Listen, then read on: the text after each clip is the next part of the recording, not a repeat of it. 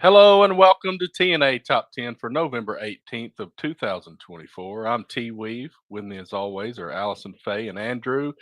And with us this week we got friend, hockey player, Yankee and Alabama hater, and one of our biggest critics, Mr. Mike Bober.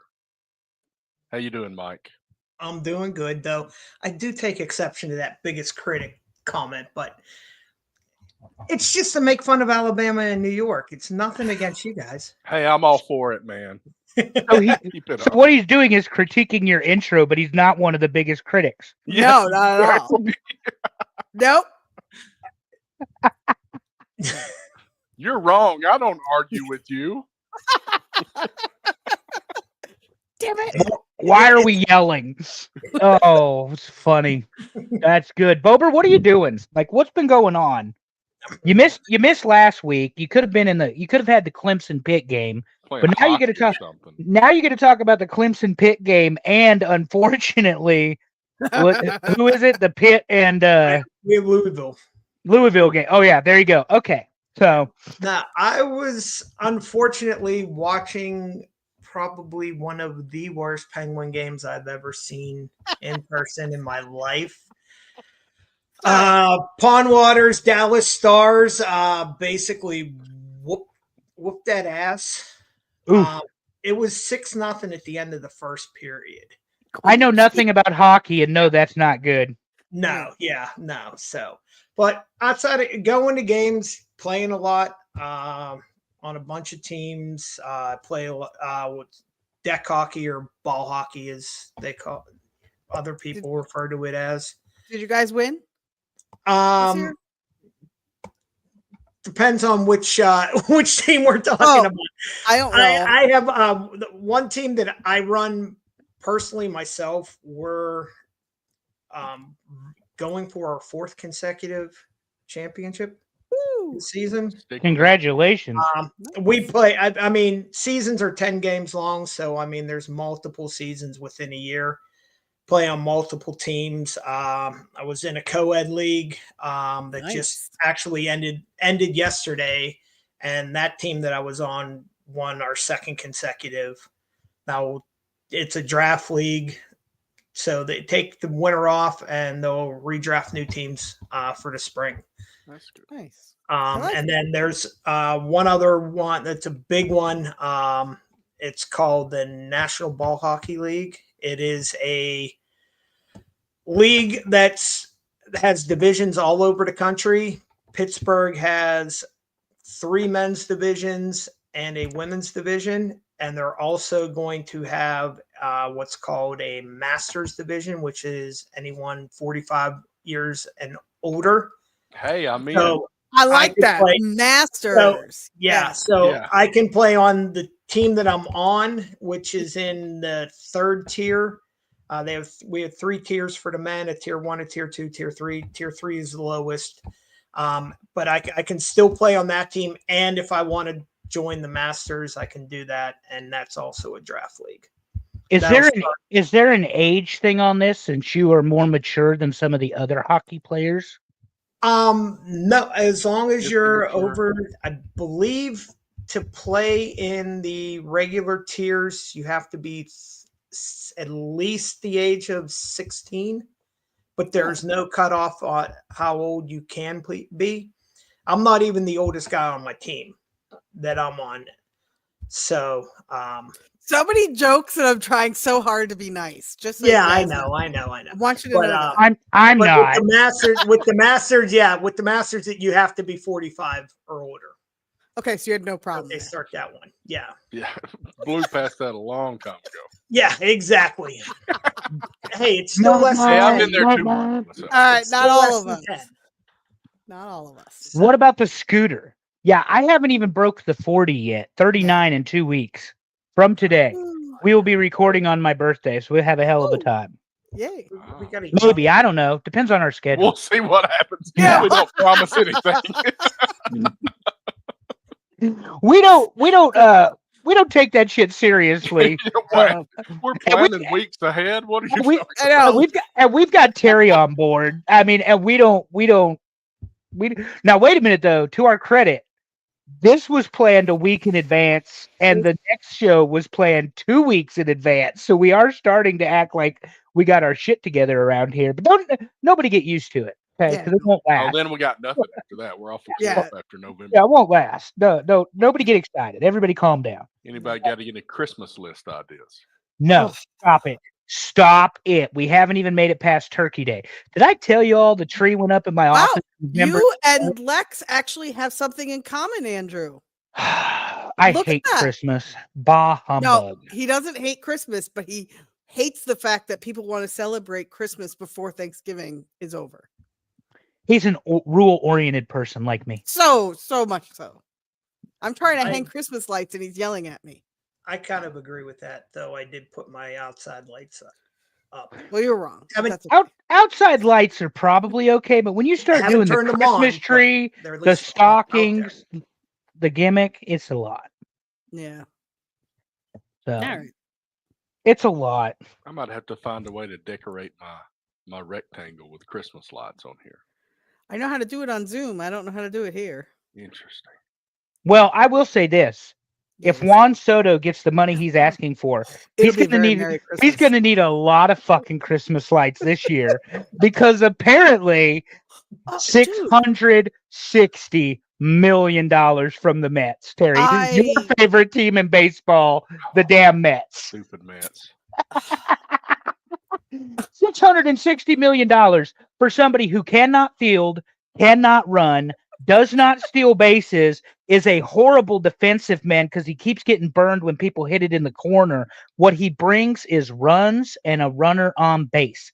That's what he brings to the Yankees. That's what he brought to Washington. That's what he brought San Diego. Do I have that right? I think so. Yeah. When he was with the Padres. But 660? Yankees, do yourself a favor. Fix your fucking defense and move on from Juan Soto because you don't need him. Not with Jason Dominguez coming up. He can play right field. If you want to have Judge play center, he can still play right. Fix your defense. Don't spend the money. It's crazy. Yeah, And they're as having them. long- I mean, the only thing Soto would be good for would be DH. And you already The have problem is he's 26 years old Yeah. and they've already got Giancarlo Stanton as your DH for the next 4 seasons, minimum the next 4 seasons. And by the way, they're paying him $40 million a year. So it's not like you can just tell Stanton to fuck off. You know, it's a big number. Oh Lord, Rhea Ripley is here with a broken Is here ass with the nose. face mask? My goodness, she's got a face. Oh, there she goes with the big Oh. headbutt. Here we I- go. I guess We're gonna she's get- the fifth man. Yeah, we're gonna get War Games. Anyway, sorry for All right, anyone we'll not get watching. That's Raw that was taped last week, and we don't do spoilers here. But no, Soto 660 plant could be the largest contract in the history of baseball, particularly when you account for inflation going the opposite direction. Yeah. Huge. You know what was also supposed to be huge? No, don't say that's what she said. That's what she Um, said. The Tyson Paul fight. It was so- huge. It 60 was pretty million. big. 60 million people. Yeah, but how watched many it. people got to watch it? Yeah, that's Well, if they follow Antonio Brown on Twitter, a whole bunch of them a whole bunch of them. What? Wait, why? Because he streamed it illegally. He started a No. live stream on Twitter and just Oh, Millions of people follow him. oh my god, that's I fantastic. am so glad he is no longer has anything to do with Pittsburgh. I am so glad he's gone. He's fun. He's a fun Twitter. fan. my favorite quote. When you get tired of work, just fucking leave because he left during the Tampa Bay game at before halftime. Leaves in the middle of the game. Oh Lord. He's crazy. But anyway, yeah, that So, fun That fact: fight. I didn't watch Ooh. it because I thought it was the night after. No. Awesome, right? Good It would have job. been a The lot next easier. morning, to I watch wake it up the and I'm night like, "What? What?" Yeah, but Andrew, I'm assuming you watched it. no, I did not Oh. watch it because did. it didn't kick off until 11:30, and then I heard all of the stupidness about it and all of the glitching. Now I saw a part of the women's fight. after. Yeah, I heard That about was that. that was really good. I Yeah, heard the that was women's match fight of the was, night. that was really good. Nice. Yeah, that one chick could give Rhea a run for her money with the headbutts. Oh yeah. Nice. That Nice. was a All right. Maybe now I'm controversy. going to go back What's and watch. funny, I was at Dave's house, 45 minutes from my house, Yep. and when that match ended, I listened to 10 minutes of the trainer complaining about the headbutts, and then I left and went home, and I still got home before the Tyson Paul match started. Wow. So it really was a late night. Okay. Oh yeah. No, thanks. I I would have would been just- asleep anyway. I'd just like to know what Rosie Perez, what she was doing there. What makes Oh her? yeah, she was. Like- Did you not know Common this? favorite. Wait, like Yeah, Rosie white men Perez, can't- Rosie yeah, Perez? She white was one of men the can't commentators. White jump. man can't Rosie jump, Perez. Rosie Yeah. Perez? Okay. Yeah, her and Maybe she knows Mauro boxing. Ronaldo. Ronaldo is a great announcer though Mauro, in yeah. wrestling. Yeah, he was Yeah. a great announcer. I don't know about boxing, but I know in wrestling he's a great announcer. But Everybody got Rosie to see Perez? Tyson's ass. I Yeah. couldn't listen to Rosie I Perez missed that talk. thing. for- Thankfully, that was when I was buffering. I saw it. Unfortunately, I did see that clip, and no. Give Yokozuna and Rikishi a run for his money. That was definitely what they were going with. What was I going to say on that fight? Oh, so I saw something today, and I don't know the validity of this, but we're not a professional show that way anyway. 60 million people watched it.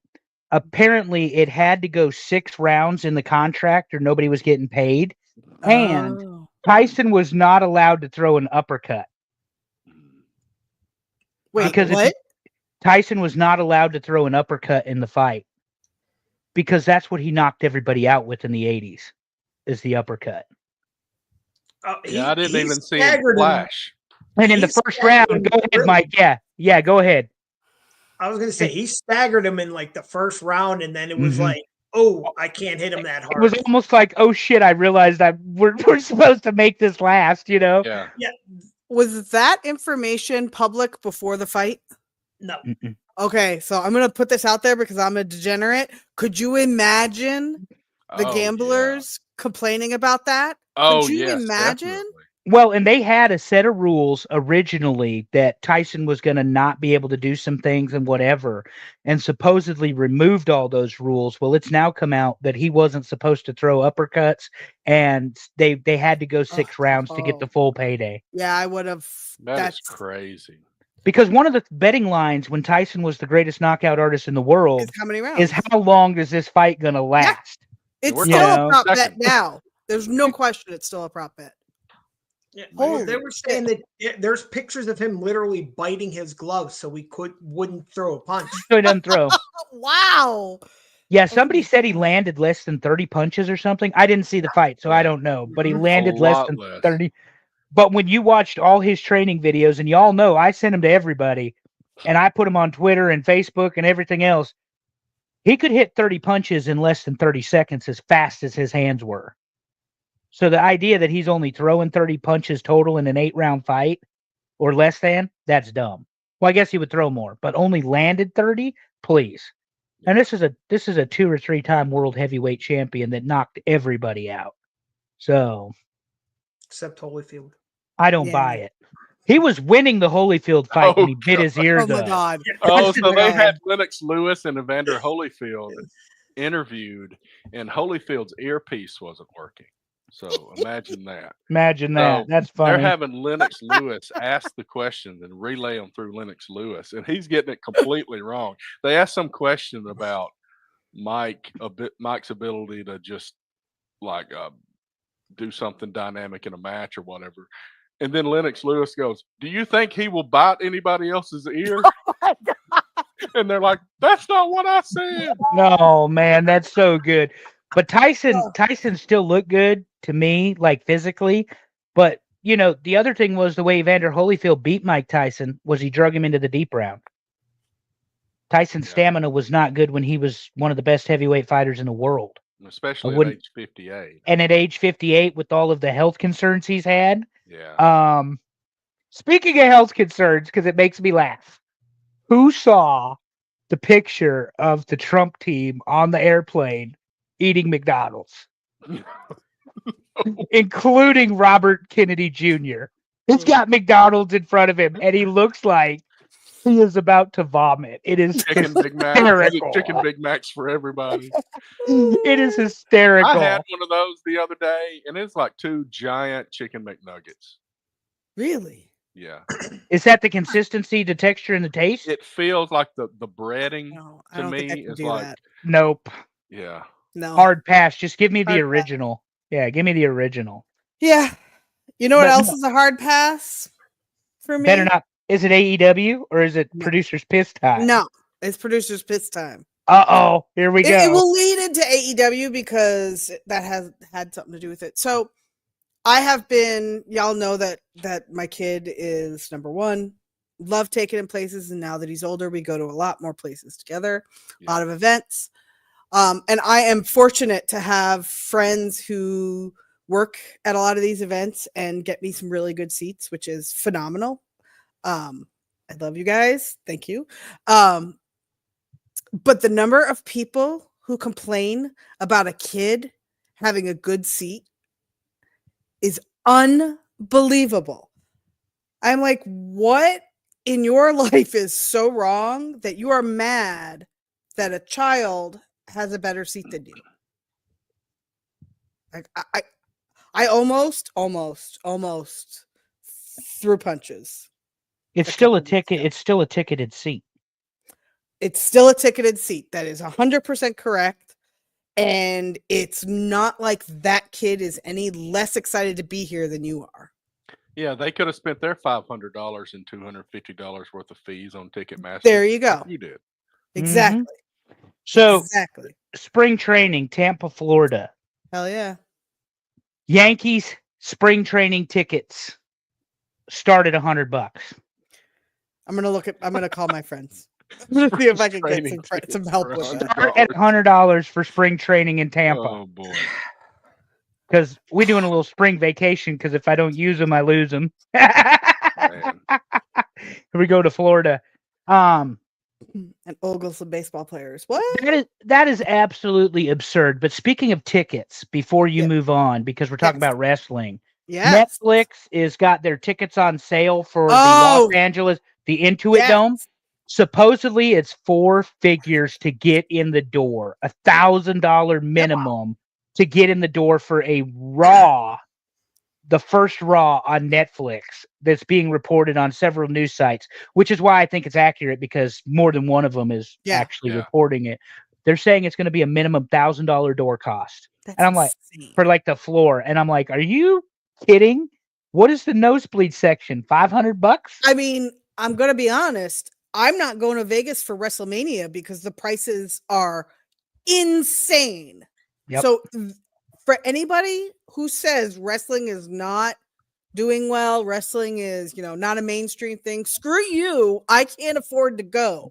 Just because AEW can't fill the building doesn't mean WWE won't. And she don't say no to anything, people. That's correct. Oh God, I shouldn't have said that. I mean, Especially if you use the words Las Vegas in a or sentence travel. for travel directed let's at Allison. go. Yeah. Yeah.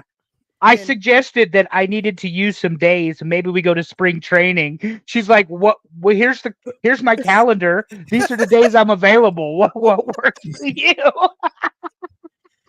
I'm glad Yes, I that is did correct. my manias when I did them because And It's so just am I. ridiculous. The four Yeah. of us, the core of us, are planning on going to Nashville. I don't know that we want to do 27th? that. Yeah, I don't. We all better start saving now. I don't Yeah. know.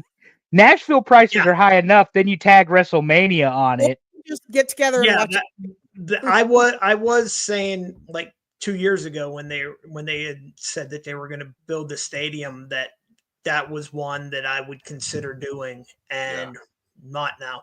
I did 30 in New Orleans. That one I just bought tickets. I did everything a la carte. I did 32, and we did the package that they were doing whenever they still had WWE travel. Yeah. And that was so reasonable.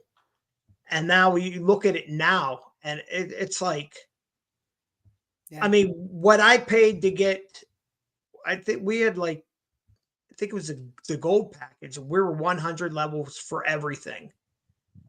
And I think that will get you nosebleed now. It's incredible. Yeah. We went to the SEC championship game last year. Allison and I did. Terry was in Atlanta, but refused to go hear me say "Roll Tide" as they won the SEC championship. And those tickets were $800. I don't care if people know because you could have looked it up on Ticketmaster. But our seats where we were sitting were $800 a piece for a 4-hour football game. Yep.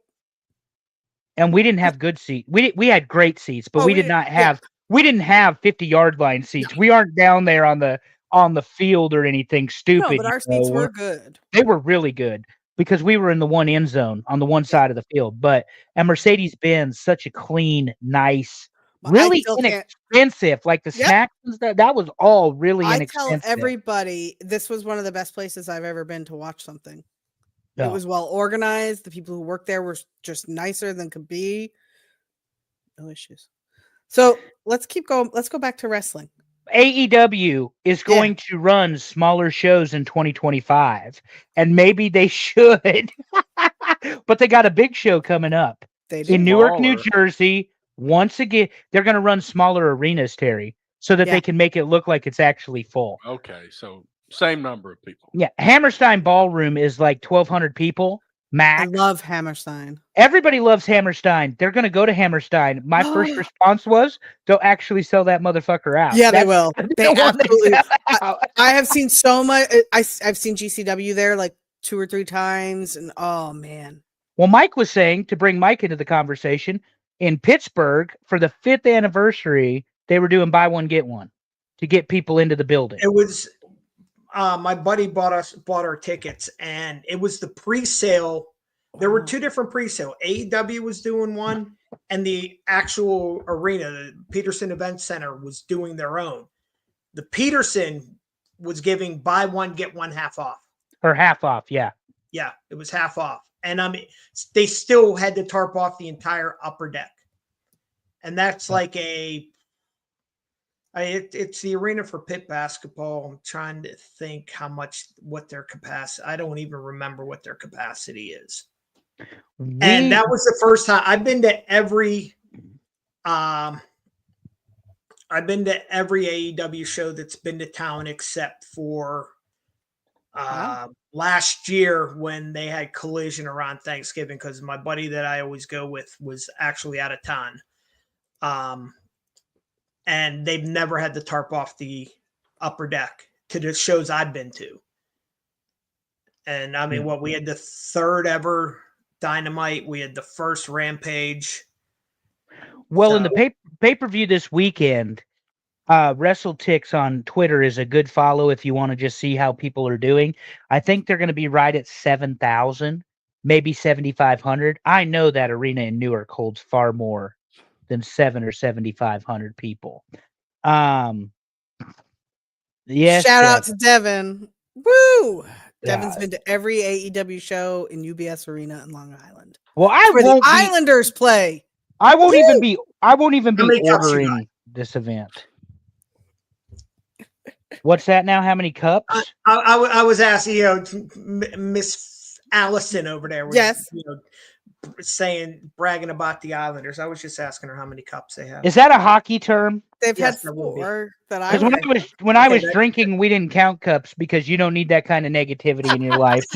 You drink as much as I used to. Still one less than we have. So just saying. Yeah.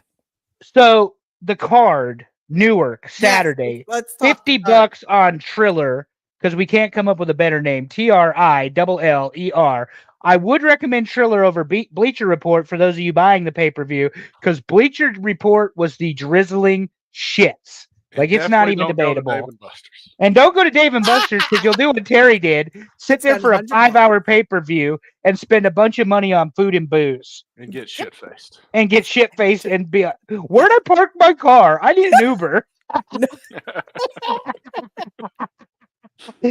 But, so, Full Gear, break it down, run it from the top. Mike, do you watch the product? Yes. So, we have a running gag on here. Terry does not watch AEW. I mean, Unless it's in town, and then I get a front row seat. and I'll Mrs. watch and Mrs. Dynamite, Sting. That's it. I only watch Dynamite. Okay. That's fair, but I mean, you've watched enough of it. So, Oh, yeah. first thoughts: Collision closed this weekend with an 8-minute video package set to November Rain. Have you seen it, No. Allison? I absolutely did. Terry, did you see it? Okay, so No. you spent 8 television minutes doing a promo package that was not my way from 2001 WrestleMania 17. But you tried to make Orange Cassidy and John Moxley Stone Cold and The Rock. And it is an epic fail. Just because you're willing to pay for licensed music doesn't mean you should spend 8 minutes closing your Saturday show with Guns N' Roses, no matter how great November Rain is. 8 minutes. It's an 8-minute video to hype up a show that nobody cares about. Well, they could have. Why? No, they do that. Yet they did nothing to hype up the Danielson Nigel McGuinness match. Nothing. That has 8 minutes worth of video that they could have made from history to build that match. Because, 8 by the way, minutes of he wrestling owns the fucking library that they could have done it with. Yeah. He doesn't know how to use a video library. Don't get me half hot talking about Tony Khan's miscues. I still throw this example out for the AEW shortcomings. You have MJF when he was the hottest heel run the same storyline 3 times in what, a year and a half? Yes. You're talking about the Cody, you got to beat this one to beat me, Yeah. and then he did it with Jericho, and then he did it with Wardlow. Yep. Yeah. Wardlow. Where's Wardlow? Wardlow Damn it. powerbomb CM Punk He 8 was in times only to Pittsburgh a get couple beat by a weeks ago. roll up. I saw So- him. I saw him in Philly. That's the last time I saw him. He was at the last IWC show that was. Oh, in so town. he was did not wrestling? go. He didn't wrestle. No, he was there to.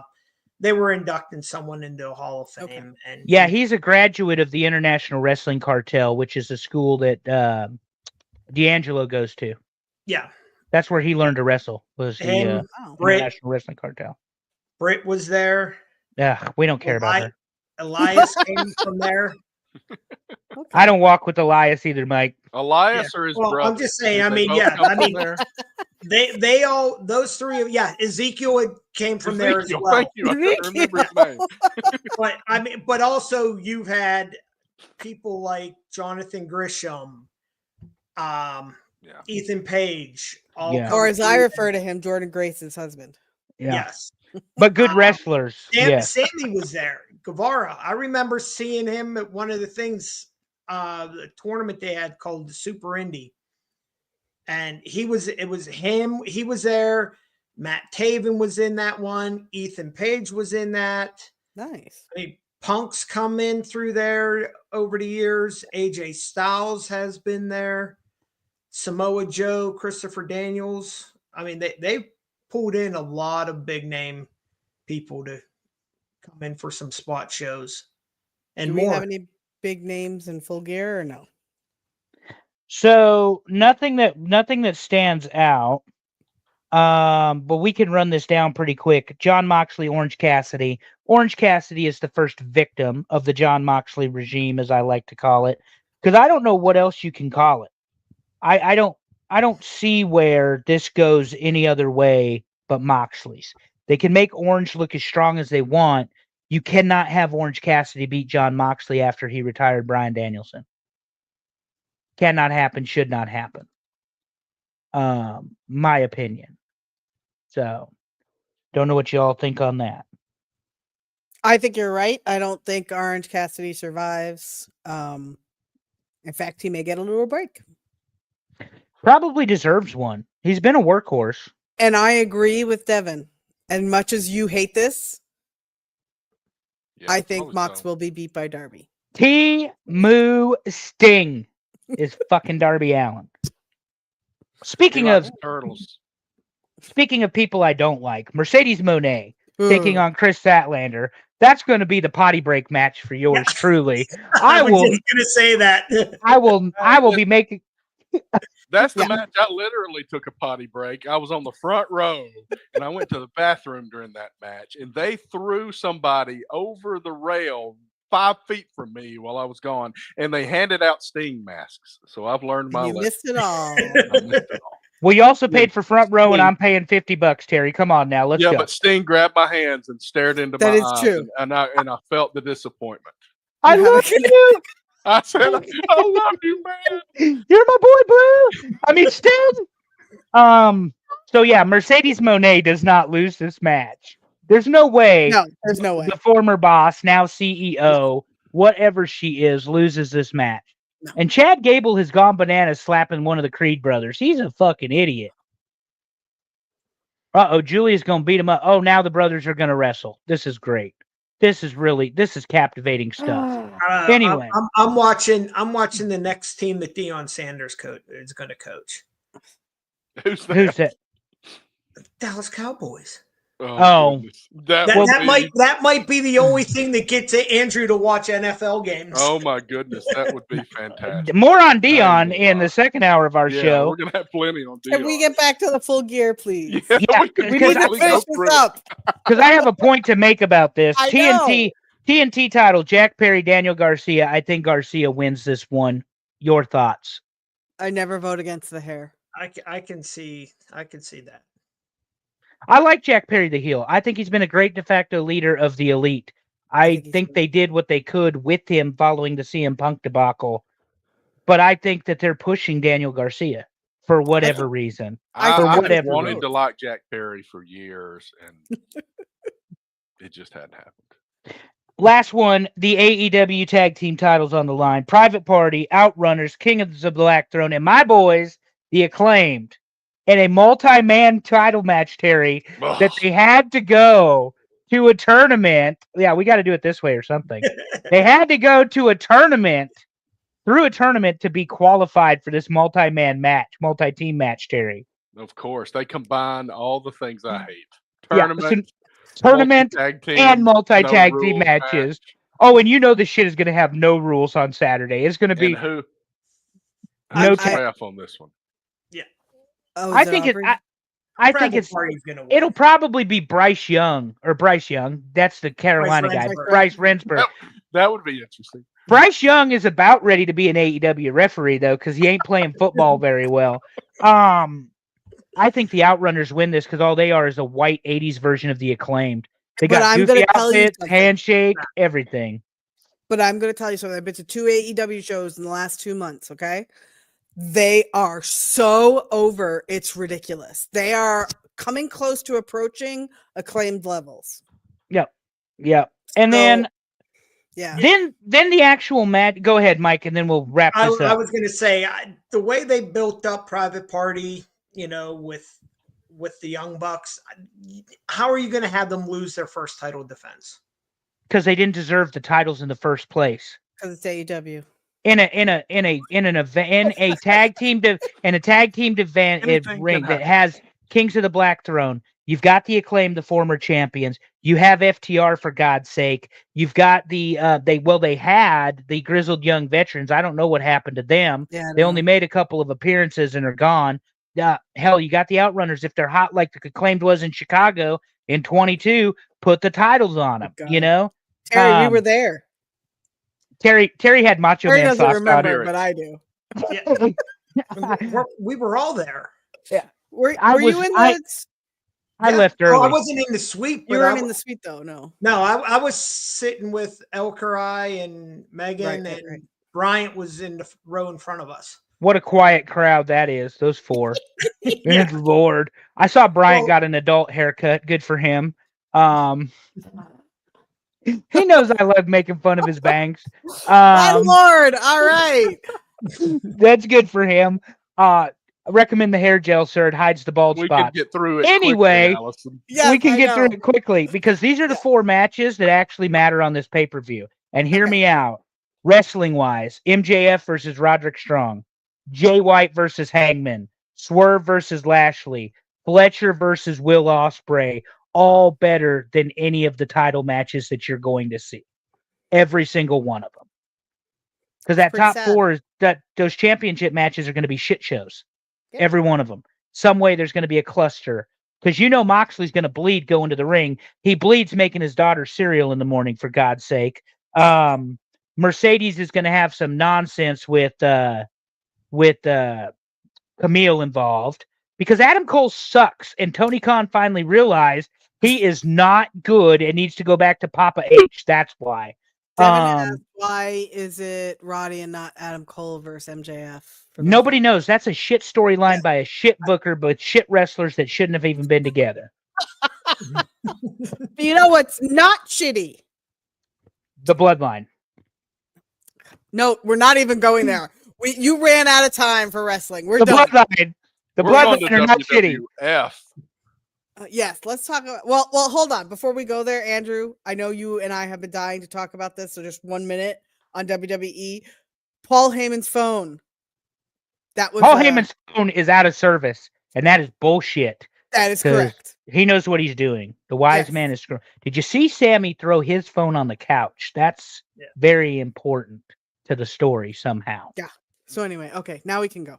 And Bronson Reed is the fifth man. No, that's legit. No, it he's is. a Samoan. He's an Australian, but he's a Samoan, so that he kind of that I thought works. that 'Cause was now great. now they got him and Jacob Fatu ready to Yeah. kill everybody. Yep. So how bad a leader is Solo really? So that's I'm- 2024. I'm saying it now. Punk's going to be the fifth member. Stop it! Oh my I will- god! I will fucking my head will explode. All right. And Think about it. Why wouldn't you put the original Paul Heyman guy with them? Paul Heyman was not around in 1987, but that is the birth of Survivor Series, the Oh. second of the WWF pay-per-views, and the payback where the boss got his win back over Hulk Hogan in the very first main event of 1987. Terry, let's talk about Survivor Series that you and Allison tried to introduce 3 minutes ago. Not just Survivor Series, but 1987 to 1990. You want to know why? Because I was looking at all the teams, and after 5 years of documenting all the teams, I was pretty damn tired, and I said, "Screw this! I'm not going any further." But they also had real team. I mean, this was, if I'm was not fun. mistaken, Yeah. 87 through 90, there were no singles matches. I don't think. No, I No. think there were some scattered in there. It seemed like there was 1 year where they really pulled back the number of these Survivor Series style matches, and then I guess they got feedback that said, "Why the hell did you do that?" So they boosted it up again. But there were some other matches in there, but it was like 5 out of 6 matches were this style. Mhm. I Okay. was going to say the first one I remember ever having the singles match was when Taker beat Hogan. 91. Yeah, I think There that you was go, the first not year they had a included. singles match. Yeah. We'll have to. And go he broke research Terry's that. neck, not Terry Weaver, Terry Bollea. Terry told everybody he broke his neck. Yeah. Undertaker's unsafe. Somehow the video. a foot off the floor. Yeah, watch the video back. He's over a foot away from that stupid steel chair. Good Lord. Hogan's such a bitch. Terry, who's number 10? Yeah. Number 10 in the Survivor Series teams from 1987 to 1990 is the Dream Team from 1990. Dusty Rhodes and the Polka Dots, the Hart Foundation, and Coco Beware. Sorry, Mike, he made the list. But Yeah, my- that was my criteria. If you had Coco Beware or Brutus Beefcake on your team, I didn't vote for you. Not a chance. They would have made a mean tag team. See, that's some shit I would come up with for criteria like that. For instance, if CM Punk's in the match, I'm not watching it. No. That's just the way it is, you know? see, and, but- and for me, this one was all about Dusty, so I love this one. So this is the debut of The Undertaker, which we may get to, but it's 1990. He basically runs through the Dream Team. Of course, Ted DiBiase brings the Taker in. We get Bruce Pritchard, his brother Love, the first manager, before we bring in That's right. Percy, who becomes Paul Bearer. Also, to note, Dusty wore red in this match. He did not wear the yellow polka dots. And this is one of his last pay-per-views. He'll be leaving the company in 91, where he became the booker to WCW again. And Um, Taker was announced as Kane the Undertaker. Kane the Undertaker. And then they deleted it out. Yeah, they did it one time. One time he Wow. was Kane the Undertaker. Yep. Number 9, Terry. Number 9, Team Oh, Twin yeah. Towers from 1988. Look at this. Look at this team. Now, This was outside on of my Terry, list. outside of Terry Taylor, Yeah, You you, got barely Bob- see the Red Rooster way in the back. Red Rooster, you got That's where he Haku, the belongs. legit badass. You got the $1 Million Man in the green. That was always a cool outfit when he Yeah. wore the green. Absolutely. And then you got Boss Man and Akeem, formerly the One Man Gang, Big George. I will Fantastic. say, not just Macho Man, $1 Million Man in the green, but Virgil in the white and pink. Oh, Yeah. So that's good. that was, to me, the perfect combination. Of that. Well, And and I love Slick. Slick The, is so the managers underrated. almost outnumbered the teammates. Yes. Yeah, Yep. it's a crowd. Well, and the thing is with DiBiase, this was when the early years of Hasbro. They made a green DiBiase action figure, but he also had the traditional black action figure in the black clothing. This was like a special edition. People went crazy for that. Of course, you got Mean Gene after he's had some vodka sitting there in the middle. But one thing about this, though, the Twin Towers, legitimately, Akeem and Boss Man, who had wrestled each other for the UWF title before they came to WWF in '87, I believe it was. That was a legit tag team that often gets overlooked Right. because of the way they broke up or whatever. And then Boss Man went on the keto diet and became a third of the man he used to be.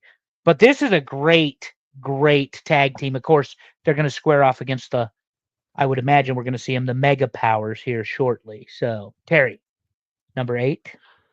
Number 8 is Rude Oh, Brood yeah. from 1989. Who the fuck voted for them? Look, the Rougeau brothers, get out of here. Right. Oh, it was you, Rougeau wasn't it? Brothers, Rick Rude, and Mr. Perfect. I mean, y'all need to know I was a Rick Rude and Mr. Perfect fan. So The Rougeau brother, like he was better That's as the just better. Mountie. I love when he did the Jailbird match at SummerSlam '91, and he ends up screaming and hollering in the New York City jail.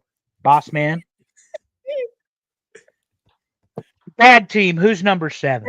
Terry, Num- was that the one that you took the picture? No. No. It's way worse than this. Way worse. Come on, It's Bober. in can't ring. wait. Let's go. There's an in-ring picture coming, and you can barely tell what's going on. But anyway, number 7, the Heenan family. There Here it it is. This is it. I took this with my phone. There's Arn 1989. Anderson getting ready, and then you see Bobby back there. He hasn't taken his jacket off yet, and then you got Andre and Haku.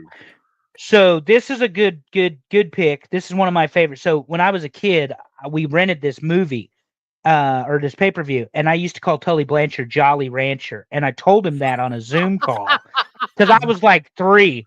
Tully had been fired prior to this event, which is why Bobby is in the event, and Arn is on his way back to WCW, and then you'll see Haku, and Andre become the Colossal Connection. They actually wrestle Demolition at 6 instead of the Brainbusters. It should have been the Brainbusters at WrestleMania 6, not the Colossal Connection. Haku and Andre win the titles from Demolition in December. I believe it was the 12th. But anyway, all that being said, it was a cocaine test, failed 3 weeks prior to this event. They gave them a 90-day notice that they were leaving because Vince didn't give them the money. So they put Bobby Heenan in here, and of course they're against the Warriors team, which, means Warrior wins. Number 6, Team Mega Powers from 1988. So this team sucks. Bober, go ahead. You got Coco Beware there. Excuse me. Look at Again, little Miss Elizabeth in there. did- All What are our right, thoughts come on Hillbilly Jim? See, this is the thing about Survivor Series is there's like an anchor of the team, and then there's the bullshit around it. You got Coco Beware, Hillbilly Jim, and Hercules. Get the fuck out. And then you got the Mega Powers. Okay. I mean, come on. That's like silliness to the nth degree because who's got to take, but they got to take pins because these guys are the ones taking on the the Twin Towers. This is the team that takes on the Twin Towers. And that So- makes sense. They've got to have people in the ring to take pins because Hogan ain't bumping, brother. And, you know, they can't have the setup to continue the Mega Power story and the jealousy if you don't have Savage and Hogan together at the end of the match. So Terry, you asked about Hillbilly Jim. I always liked him. I thought he was for a large man, he just didn't move fast enough. So it was very slow and it was always the same move over and over again, I felt like. To But me, I think he would fit today better than back then. They just made him a hillbilly. Yeah, I think they could that's- do something with him today, I think you're equal right. to what Yeah. they do with some big guys today. And he gives longer speeches than I give synopsis of these teams. If you Not all saw his possible. if you all saw his Hall of Fame speech, he's still talking. And thanking his mama. Well, he Number talks slow. 5, Terry. We're gonna crack the top 5. Who do we got? Number 5, Team Savage from 1987, and this picture was thrown together from multiple pictures. I was going to say, you how can tell. many of these This- people are photoshopped in this picture? Right. I don't know who did this, but thank you, whoever you are. Now this one, go ahead, Bober. What do I you was think? going to say, I think I did make the exception to my rule on this one just because it's Savage, Steamboat, and Jake. Arguably the number 2, 3, and 4 baby faces in the business. And you could even say 2, 3, 4, 5, and 6, because the only one missing is Hulk. Right. But Savage is clearly the number 2 baby face. Steamboat. Jake sold a lot of merch. A lot of merch. He And did. he never had the title or anything, but he sold a shitload of merchandise. And whether we like Hogan's weed carrier or not, Brutus the fucking Barber Beefcake was over until the boating accident, until the Yeah. parasailing accident. He was Well, he over. had a gimmick. I mean, he cut people's hair after he beat them. Cutting and strutting, baby. That's That's right. right. All right. Number 4, Team Andre from 1987. That's Andre, Hell One yeah. Man Gang, Butch Reed, King Kong Bundy, and Rick Rude. What a crew. Yeah. What a crew. And at first glance, I'm like, is that Dusty? Well, it was King Kong I Bundy did the with a same t-shirt. thing. I was like, what? Andre wins this. This is his thank you from Hogan. They get Hogan out of the match. He hits Bam Bam with a half-ass slam of some kind. But when the boss does it, it's done. It's over with. So that's a pretty formidable team, though, if you're looking heels. I mean, Yeah. because this is obviously Akeem, Mm. but in this case, One Man Gang. Incredible athlete for somebody 6'8" and 440. Do you move? And then you have King Kong Bundy. No, Devin- not Devin wants until to know- 1993.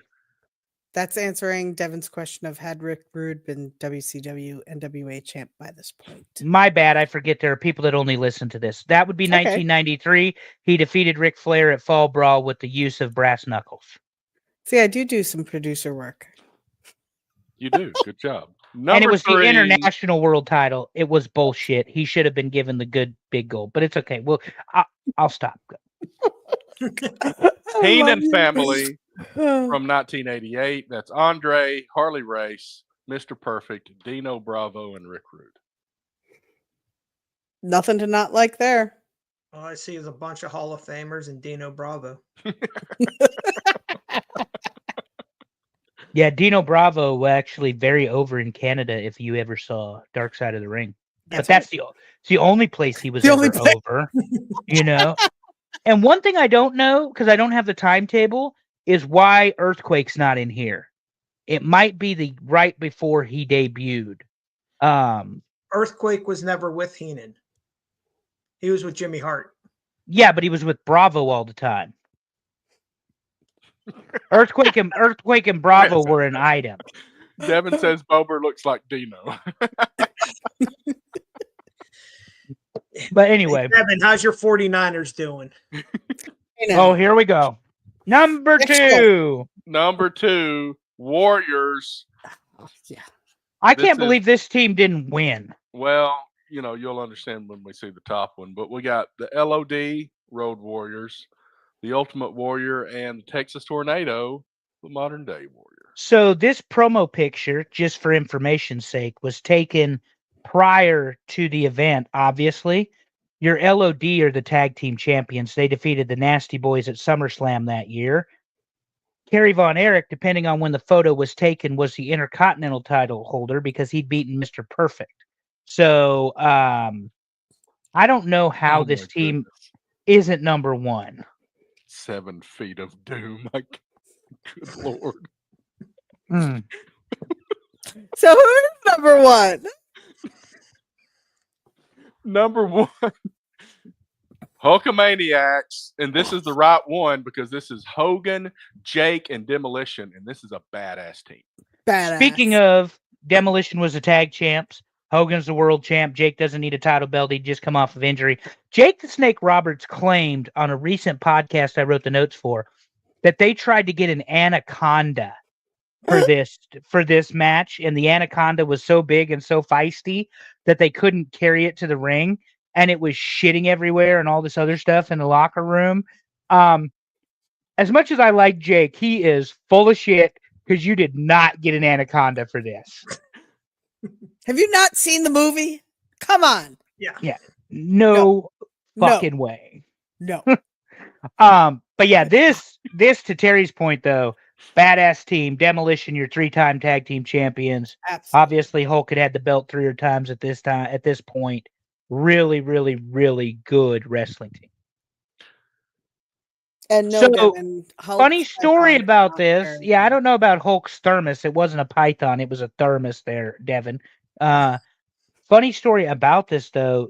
According to Jake and to Bruce, they wanted to carry a big-ass snake to the ring with the 4 of them, and the snake was too heavy. I still don't believe it was an anaconda. Who would sign off on that? Just no. Good shit, pal. My Exactly. final thoughts. Yes. Don't want none unless you got buns, hun. Let's run it down. Number 10, Dream Team from 1990. Number 9, Team Twin Towers from 1988. Number 8, Rude Brood from 1989. Number 7, Heenan Family from 1989. That's a name that's used multiple times. Number 6, Team Mega Powers from 1988. Number 5, Team Savage from 1987. Number 4, Team Andre from 1987. Number 3, Heenan Family from 1988. Number 2, Warriors from 1990. And number 1, Hulkamaniacs from 1989. What's going on the network this week, Andrew? So we're still on hiatus with Filter Free Popcast, and on the I just had the notes. This is my fault. This is great audio for those of you playing along at home. Filter Free Popcast on hiatus till the end of the year, as we've announced several times. Talking wrestling with Pondwater Dave this week. Paul versus Tyson. So some more talk there. Wrestling and Thanksgiving. And really messed up song lyrics. Finally getting to it. I cannot wait I'm to see excited. what they think, because as you all know, I am not nearly as sensitive as the common person. So like, gangster rap is cool with me. You can say whatever you want. I don't really care. Along with the country music and all the other nonsense, but I want to know what Amy Vaughn thinks is offensive. I really do. I need to know. Pondwater, I think you almost can offend, but I mean, we Amy, offend her with I our don't know. driving. The so I rumors can't. are that I Amy heard put she- some stuff together and she went way beyond what Pond. I heard she took it a little too seriously, Terry. That was the rumor I heard. So No. Yeah. for anybody that wants to hear Miss Congeniality, go way too far. Way too far. Check it out this week. And while you're there, go to Big Time Belts. They are the sponsor of the Pondwater Dave show, and they created the fantasy football title belt for the Ram Network for the 3 shows. And And it's gorgeous. it's beautiful. It's beautiful. He does very good work. It's gonna be What is great it? back here. High quality, low prices. Dave, I got it right.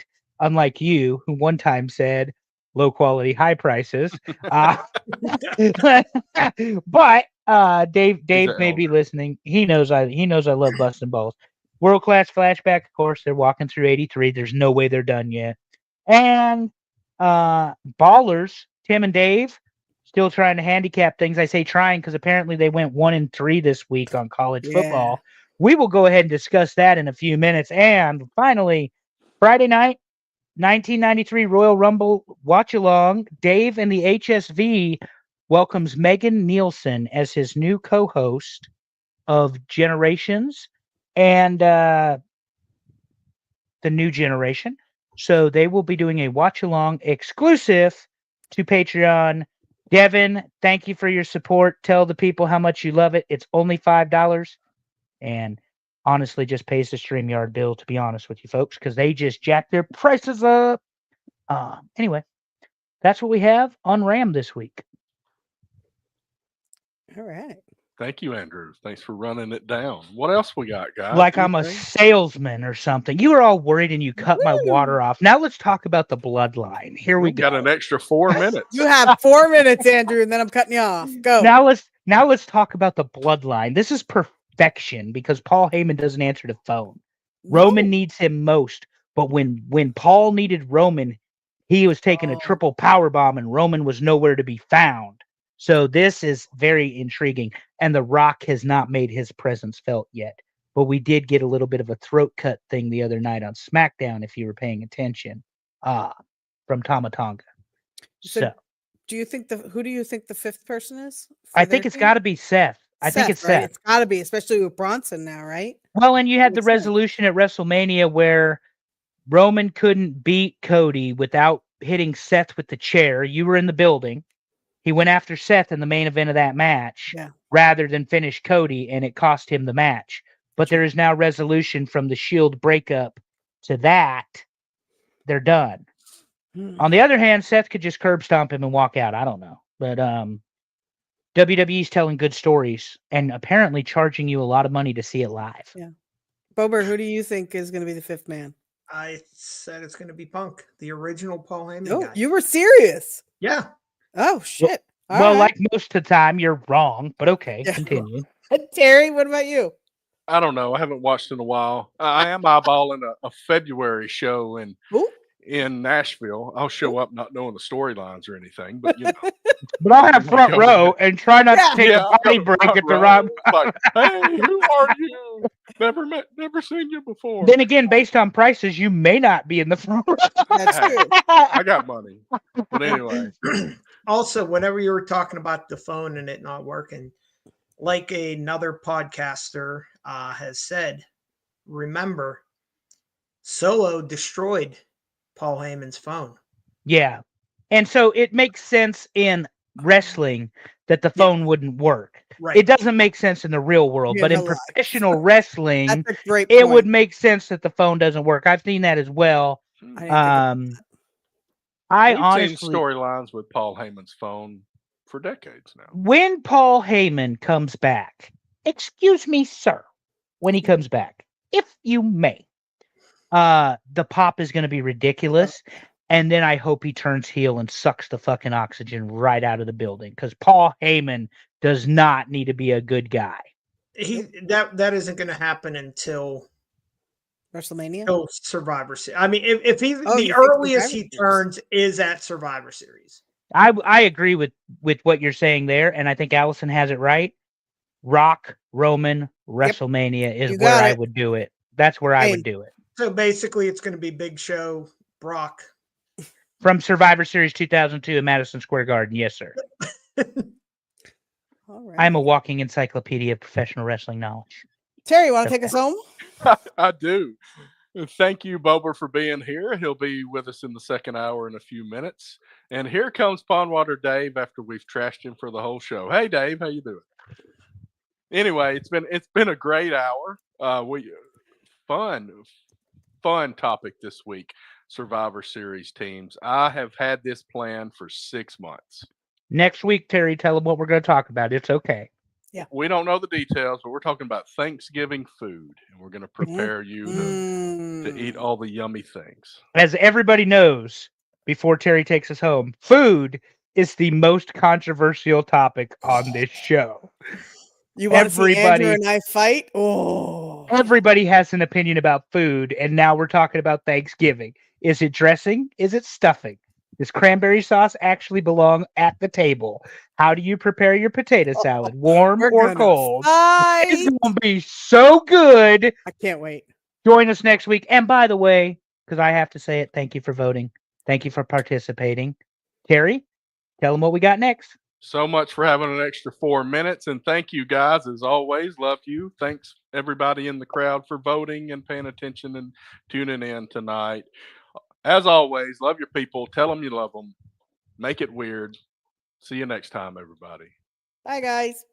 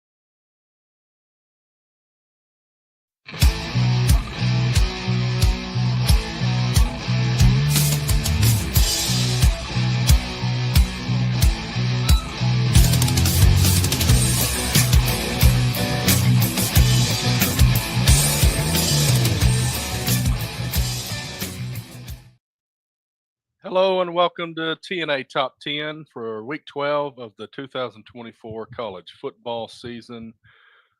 And I'm here with my buddy Andrew, as always. And we've got a special guest tonight who joined us on the other show earlier. Mike Bober's here to tell us about his fandom of Pittsburgh. How you doing? This is the You've already part where done you this talk, Bober. Yeah, we've I been know. He's I like, know. I I did wasn't this already. Why are you I asking wasn't me again? expecting to talk about, Pitt already. I mean, basically, I'm a fan of anything Pittsburgh other than the Pirates right now. Paul Skeens, Rookie of the Year, That's National about the only League. thing worth rooting for with that team. Yeah, Paul Skeens, 100-mile-an-hour fastball in the 6th inning is incredible. The velocity he gets off of a sidearm pitch, He's now amazing. speaking of, have you guys heard about what they're doing with that special card that Topps has for him? Special card. It's a Tell us one. about it. It's a 1-of-1 autograph card that has like the MLB debut patch in it, Wow. and the Pirates are offering, if whoever gets it, like gives it to them so they can have it on display. 30 years of season tickets be in the home plate club. You get to have a softball game at PNC Park with, a Pirate alumni and that there. You get to go down to spring training. They're giving you a tour of Pirate City down there. You can you get to be on the field and that for batting practice and, whatever else. And then Livy Dunn goes and says, and you can watch a game with me in my suite at PNC Park. Oh, wow. Yeah. That's huge. Yeah. So That is for the Pirates. crazy. Well, Yeah. they have to bribe people to show up to their ball games. So Well, yeah. Um, we have fans that have started a GoFundMe and have put up 4 billboards in the city telling Bob Nutting to sell the team. yeah, isn't Bob Mudding the Tepper of baseball? Are you familiar with the Carolina Panthers owner David Tepper? Yeah. Yeah. Who traded all the draft picks away and all that sort of stuff for Bryce Young and whatnot. He's basically, from what last time I heard, he was like the 10th richest owner in Major League Baseball, and we consistently have a bottom 5 payroll. Yeah, Tepper likewise is a huge billionaire. I mean, billionaire. Last year, the Panthers were so bad, not the Pitt Panthers, the Carolina Panthers, that they were selling tickets for less than parking at Bank of America Stadium. In fact, I think I heard you say that. Yeah, it's crazy. It costs you more to park than to go to the game. Cost you $20 to park. You could get in the gate for $10, and there was no need to worry about them selling out. You could buy tickets at the box office up to kickoff. That's how bad attendance was at Bank of America Stadium. But anyway, so now that we got through the baseball, that's baseball and pro football, Terry. What about college ball? What's happening? We're down to 3 undefeated teams, and there's a big possibility that we're going to have 1 undefeated team at the end of this week. We'll talk more about that later. But Big Ten owning the top 5. Yeah, so Oregon, Ohio State, Penn State, and Indiana. The only team outside of the Big Ten in the top 5 is Texas. And obviously they're out of the SEC. But yeah, Oregon, Ohio State, Penn State, Indiana. As we're going to talk about, because this is how we're helping our audience. And I told you, Game Day stole this shit from us. Last week, we ran the hypotheticals for everybody. We're going to do it again. But if the playoff was imminent, Oregon would draw the 1 seed. And Texas would draw the 2 seed. And probably SMU would draw the 3 seed. And right now, BYU would draw the 4 seed. That doesn't matter that BYU is the 14th ranked team in the country that just lost. Does not matter. They get the 4 seed automatic. So this weekend on game day, Terry, I happened to see it before we got busy at work because, it's early in the morning. People don't get up on Saturday to come buy a car. They were breaking it down, showing people, look, this team, for instance, Ohio State, can be ranked number 2 in the country.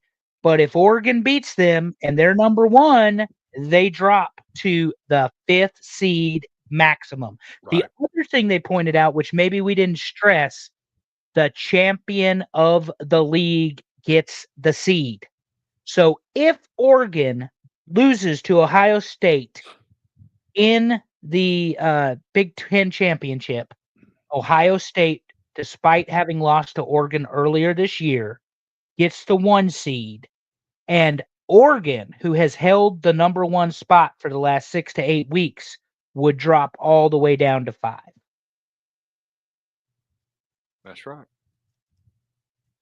A lot of different scenarios could hit us. We're going to go through some of those. And I was watching with the Get Up last week, and I mean, it's changed, but going off of last week's playoff poll, even though Georgia was ranked in the top 12, they were out, and Boise State was in because they were that 5th conference champion. Yep, the hardline rule, and they rolled this weekend after a slow start. They're not going anywhere. Boise's playing for the playoff. Right. Yeah, and it looks. I think they're actually ranked in the top 12 now, so that isn't they don't have to worry about that scenario. Well, they're not officially ranked in the top 12 though, because remember, despite what the AP and the coaches poll say, it will come down to the playoff committee. Is that tonight? I thought it was the Tomorrow. playoff poll had them at 12. Not this week. That won't come out till tomorrow. Oh, okay. Then my bad. No, but you're fine. But that's the complexities of this, and it's also the reason why they've already agreed to expand it to 16 in 2027 or 2026. They're going to go to 16 teams. Wow, for we've the already playoff. agreed to that. Okay. They did it before the season started. Yeah, pretty soon it'll be just as big as the regular tournament. That's why I said just put 32 teams in there. You got 136 teams right now in the NCAA. What the hell difference does it make? We're paying guys now, so there's less reason not to do it. Yeah, put them in there. Anyway, to Terry's point, though, 3 undefeated teams. Indiana with the big showdown in Columbus, 12 o'clock noon again. Yeah. Such bullshit. They're hurting themselves week after week. Oh, God, I hate it. And I'm not an Ohio State fan, as you all know. But Big Ten kickoff at 12 o'clock, putting the primetime game. Because when you look at our game schedule, you guys will all understand what we're talking about in a minute. Well, a few minutes, I guess. When we preview the games, there ain't jack shit after that game on 12 o'clock, for a high level. Does Notre Dame have a home game? Yes.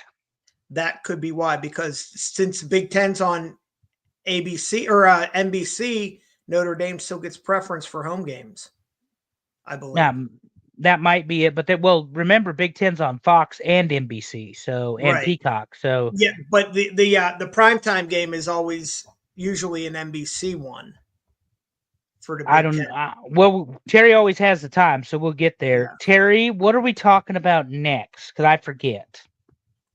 We're going to start out showing you the Week 12 outlook before the games occurred in the Southeastern Conference. So after last week's games, Tennessee, Texas, and Texas A&M all had 1 conference loss, and a collection of 5 teams in the SEC had 2 losses: Alabama, Georgia, Missouri, Ole Miss, and LSU. So that's what set up this week's games. So let's talk a little bit about that, because we had Tennessee at Georgia, and Georgia ran away with this one, 31-17. Unsurprised, personally, because they're coming off of another loss. Georgia is a very good defense. That's what's keeping them in these games. No turnovers, though. For the first time this season, Carson Beck did not commit a turnover. That's big. That's big. You got to get that cleaned up before you go to the playoff. Tennessee, high-flying offense, yes, but not against Georgia. Now, they still put up 319 yards. They still had a pretty balanced attack. But when Georgia decided that they were going to stop them, they stopped them. And that's why I constantly call Georgia the best defense in the country. It's not about statistics, it's about ability. When they need a third down stop, you get it. When they blitz, they get home. When they need an interception, they get it. So Georgia is that defense. However, they lose one more game, they won't be in the conversation. They've been really inconsistent, and that's their problem. Very. They Well, are look, you kinda went like down. Alabama's been in the past few years. They'll have some inconsistency, but they get voted up based on when they turn it on, they really turn it on, and that's what people see. Yeah, when Alabama's first half against Georgia, you would have thought that Alabama was the best football team you've ever seen in your life this year. When Georgia came back in that third quarter, midway through, and made it a game, to your point, Terry, they can really just. The problem is, and this is one thing we'll get to in Nebraska when we talk about Nebraska that annoys the shit out of me. Be dialed on 12 all the fucking time. Yeah. Play like it's your last game every game. And I don't understand why you don't, particularly if you're in a conference like the SEC, where and we've talked about it. Bober, you can weigh in on this too. It's a war of attrition, and it's last man standing. Yeah, and especially now with the unbalanced conference schedules, whereas everybody, I mean, you could have it where there's no undefeated teams, which is what it's looking like this, which is what it's going to be this year. And you're going to look at, there could be a year where you have 3 or 4 undefeated teams in conference. And then what are you going to do? You're going to have 2 teams that could stake a claim, and it's going to be based off of rankings. And if it's, say, like, how, I'm going to use Vanderbilt just because of the upsets that they've had this year. Vanderbilt's not a team that's going to be ranked in the top 25. They run the table. They're still not going to be high enough if there's an undefeated Texas and an undefeated Georgia or Alabama.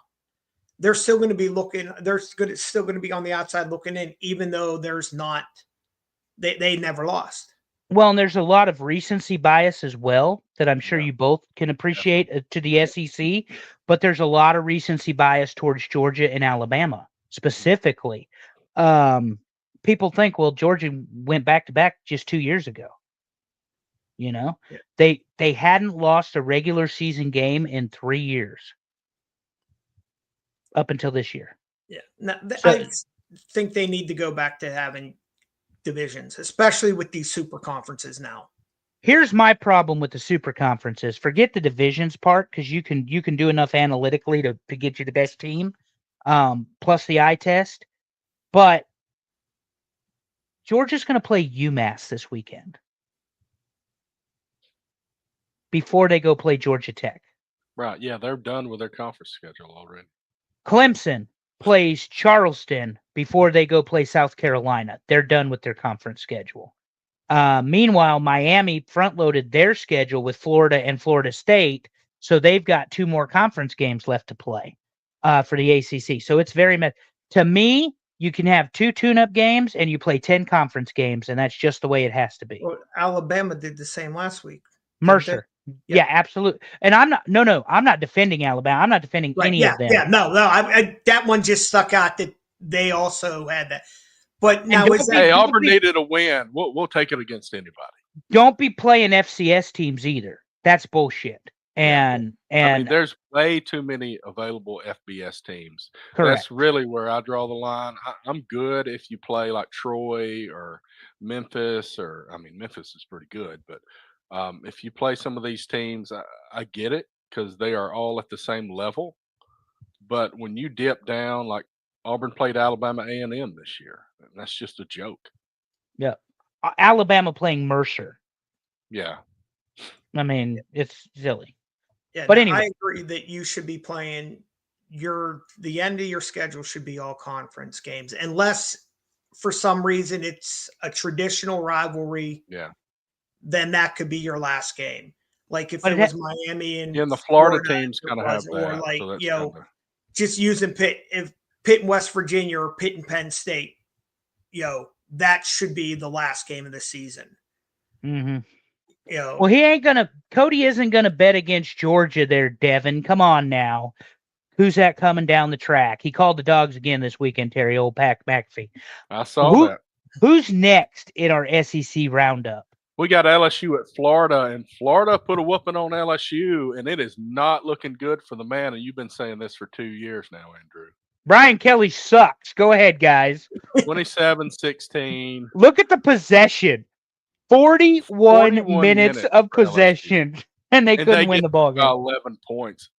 They held the ball for 41 minutes and 43 seconds and got beat by 11 points. And we talk about it all the time, Terry, the importance of third down.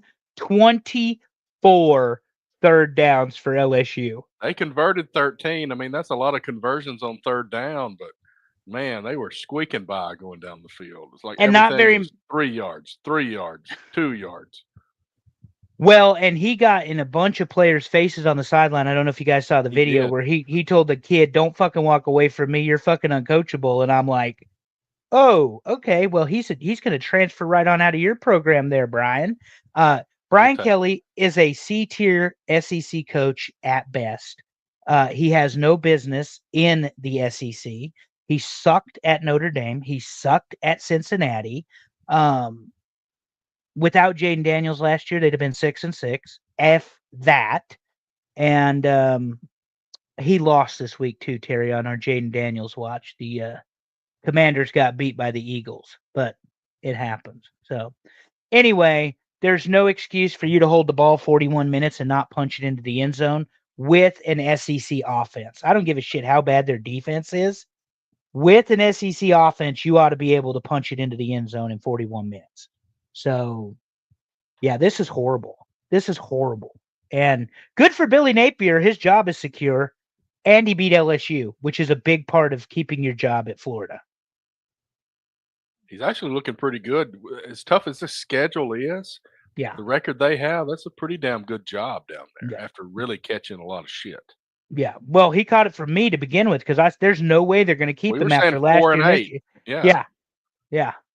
And, well, we also expected some other teams to show up and play, and they haven't. So I wrote him off losing to Florida State automatic and Miami. So anyway, he went 1-1 there. Bober, any thoughts on Brian Kelly or the Gators before Terry clicks the button? I was never a Brian Kelly fan whenever he was in Cincinnati. I thought he was a jackass then, and he's still a jackass. So. But he can pound the table with his fist, just so y'all aware. Well, hey, anybody can do that. I guarantee there's been a couple tables that have hated having you around too. This is true. 100% true. Bober just throws it out there. Let's go to the next game. We got Auburn actually winning the game for once against UL Monroe. And like I said, we'll take any win we can get. Auburn with 500 yards of offense, 300 passing, 200 rushing. And, as bad as the quarterback has been criticized, he is now climbing the charts in number of touchdown passes in a season by Auburn quarterbacks. Which one is it? Which one what? Which one's your quarterback? Thorne is still the quarterback. Oh, well, I thought you said they were going to potentially start a freshman last week. Yeah, he did play the second half. He got a little bit of playing time in, but I'm sure the crowd booed the hell out of Thorne when he walked on the field. Yeah, they're not fans of your buddy there from Michigan They're not, State. But he has started the whole year except for one of the cupcake games. They started Hank Brown. And then they started Hank Brown in the next game, and he threw some interceptions. So he was out for a game and a half, and he's got 18 touchdown passes. And Cam Newton threw 24 touchdown passes in 2010, and that's the single season record. So this guy might have broke the touchdown pass record this year had he started every game. I didn't know Cam Newton knew how to throw the ball. Oh, he did. He did in college, at least. I thought it was just run, dive, quarterback, fullback. Take advantage of those. Hand the ball off. Fall down. You know what I find fascinating here? Obviously, your defense did a good job. 64 yards rushing, 154 passing. Everybody gets playing time against ULM. 0 penalties. Yeah, 2 total penalties Yeah, across I've, the board. I've never seen a game with that low. of I've penalty. never seen a penalty. There are And 8 games this year. I read an article about it. There are 8 games this year where a team did not have a penalty. And this is one. And I'm guessing these were 2 holding calls. yeah, fun fact for you boys, because you know I love my Huskers, and I got to go back deep when they actually played good football. The 1995 Nebraska Cornhuskers that ran through everybody like a hot knife through butter did not get a holding penalty all year long, and they ran the option as their offense. Was that the Tommy Fraser? Touchdown Tommy, Lawrence Phillips, Amon Green, Joel Makovica. That was your backfield. Bober's about to tell us, Devin, how Pitt's doing when we click this button, unless Terry's got him in a different order. Well, why don't we move along, and we'll talk about the SEC outlook after Week 12. So, because of the Tennessee loss, they dropped down to the 2-loss teams. So there are 4 2-loss teams left: Alabama, Georgia, Ole Miss, and Tennessee. And 2 teams from Texas sit with 1 conference loss. That's Texas and Texas A&M, and they play each other the last game of the season. A&M would Texas would appreciate some help from you this week, Terry. They would, and it's an oddly small spread on that game, and we'll talk about that later. Yeah, but they would appreciate the help. Oh yeah, I'm sure they would. And I would appreciate a win. So against somebody with a pulse. But this is interesting too, just to point out, no undefeated teams. And again, Right. Georgia was undefeated the last 3 seasons. Alabama's run undefeated in the 2020 season. So it has happened before where you don't have a very clear cut. This is going to come down to the wire. This one's going to come to the end of who's going to be in the championship. Because like you said, it can't be Texas and A&M if they both win because they play each other. Well, unless there's some kind of tiebreaker that the other one wins. But I mean, the interesting game to me that's left in the SEC here, you got Texas and Texas A&M. They've got Kentucky and Auburn. Those should be pretty easily winnable games. Auburn will probably play with A&M, but find a way to lose. That's what they do. Alabama's got Oklahoma and Auburn, and neither one of these teams has really done much this year. So that's a pretty easy road they should win. Georgia's finished with their games. This Ole Miss Florida game coming up next week is pretty interesting because, like we said, Florida is much better than we thought. And we've talked about Tennessee Vandy. Who knows what that will be? I'm very interested. UTEP is not going to beat Tennessee. No. Terry, should we move along to the next conference? We should, and we're going to the ACC. And before the games, we had SMU sitting undefeated at the top with Clemson and Miami with 1 loss. And let's see what happened this week. Clemson, here we go, Bober. We're going to go right into it. Clemson with a 24-20 win at Pitt. Tell us about it, Bobes. He was there. First, you were there. Yes, I was there. Well, I guess the biggest thing you can look at is the penalties. There were 2 instances where on 3 consecutive plays, Pitt had penalties. Goodness. Once on defense. Now, we had this was late in the first half. We had Clemson at a 3rd and 21. 3 consecutive offsides penalties. So they didn't hurt us. They didn't, that we stopped them on the 3rd down. They had the punt, but it was 3rd and 3rd and 21 from I have it right here, from Clemson's own 30-yard line. They ended up punting after these penalties, pinned us back down to the 10. So that basically takes you out. In the second half, whenever we were starting our comeback, we got the ball down to the 1st and goal from the 2. Got it down to the 1-yard line. Third and 1. Team was having problems all day. We starting a backup quarterback. Eli Holsting was out with a concussion. So there was problems getting the plays into the quarterback. Finally, third and 1, they were afraid that we were going to get a delay of game penalty. Narduzzi calls a timeout right as they're snapping the ball. No. We score. They call it off because of the timeout. Oh, goodness. Coming out of the timeout, you have a delay of game, then an illegal formation, then a false start. Goodness. So you go from 3rd and 1 from the 1 back to the 16-yard line, and you have to kick a field goal. We scored a touchdown there. You see what the difference is in the score. Right. Refs, there was a targeting that was called in the first half. Plain as day, guy all that's like overhand club on the on our quarterback. Right in front. There was no penalty call. They come out, look at him. While they're looking at him and the crowd is going crazy, you'll love this, Andrew. All of a sudden, you see a marker in the secondary. In the defensive secondary, there's a flag that wasn't there when the play was over. They call the targeting. Now, did they call it because they saw it on the Jumbotron? Did somebody call out? I don't know. But that was one thing. There was another play where looks like the Clemson guy catches the ball, turns to make a move to go upfield. He's gang tackled by 3 guys. As he's going down, they strip the ball out. They call it an incomplete pass. Not even reviewed. Didn't even look at it to see one way or another.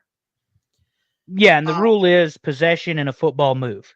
That's all the rule reads. Possession and a football move. Well, I would think, you're facing the quarterback, caught the ball, turned to go upfield, and then you get stripped in that process.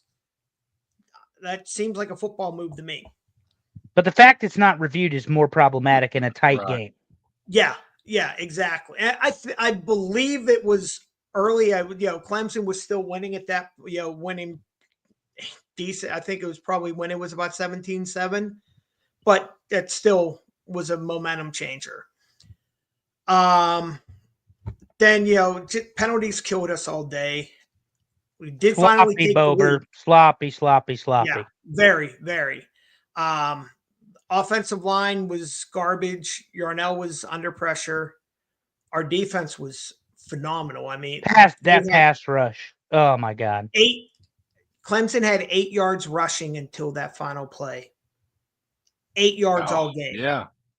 And then he rolled, he ran off that 50-yard. Well, I'm going to tell you this, too, about Clemson, not to interrupt your train of thought, Bober. Yeah. But they certainly aren't afraid to drop back. That kid dropped back 54 times against, who did I tell you it was? Louisville, I think, was the one that beat him, right? Louisville beat him. Kublik dropped back 54 freaking times, and that doesn't even sound like Clemson football. No. To me.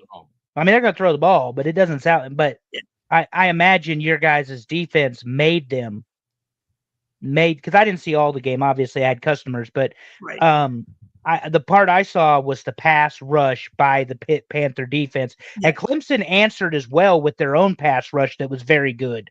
Definitely, and it was a tale of two halves. I mean, I remember looking up at the scoreboard at halftime to see the stats, and I believe Clemson threw for 242 in the first half. Goodness. And you see what they ended up with. Mm-hmm. And like I said, they had maybe 6 yards rushing. So it was a pass heavy first half for them. Narduzzi made adjustments. We eventually were able to take that lead with 96 seconds left in the game. Mm. And even then, they got down into Clemson's territory deep and they couldn't punch it in. I think it's a Pittsburgh football issue because the Steelers had that problem yesterday as well. But Bosworth went 6 for 6, so it worked out. Yeah, exactly. But I give Pitt credit. You saw both examples of what Pitt fans lived through with Pitt football. they're either going to win the game that you never expect them to win, like they did. Actually, what was it? They beat Clemson several years ago. It was who was it was when Deshaun Watson was the quarterback, and they Yeah. won the national title that year, but Pitt beat them in Clemson Mhm. that year. By a point or a field goal or something. Field goal. Yeah, with Nate Peterman as their quarterback. But so then they take the lead. You think, oh, they're going to do it again. They're going to win this game that you never thought they were going to win.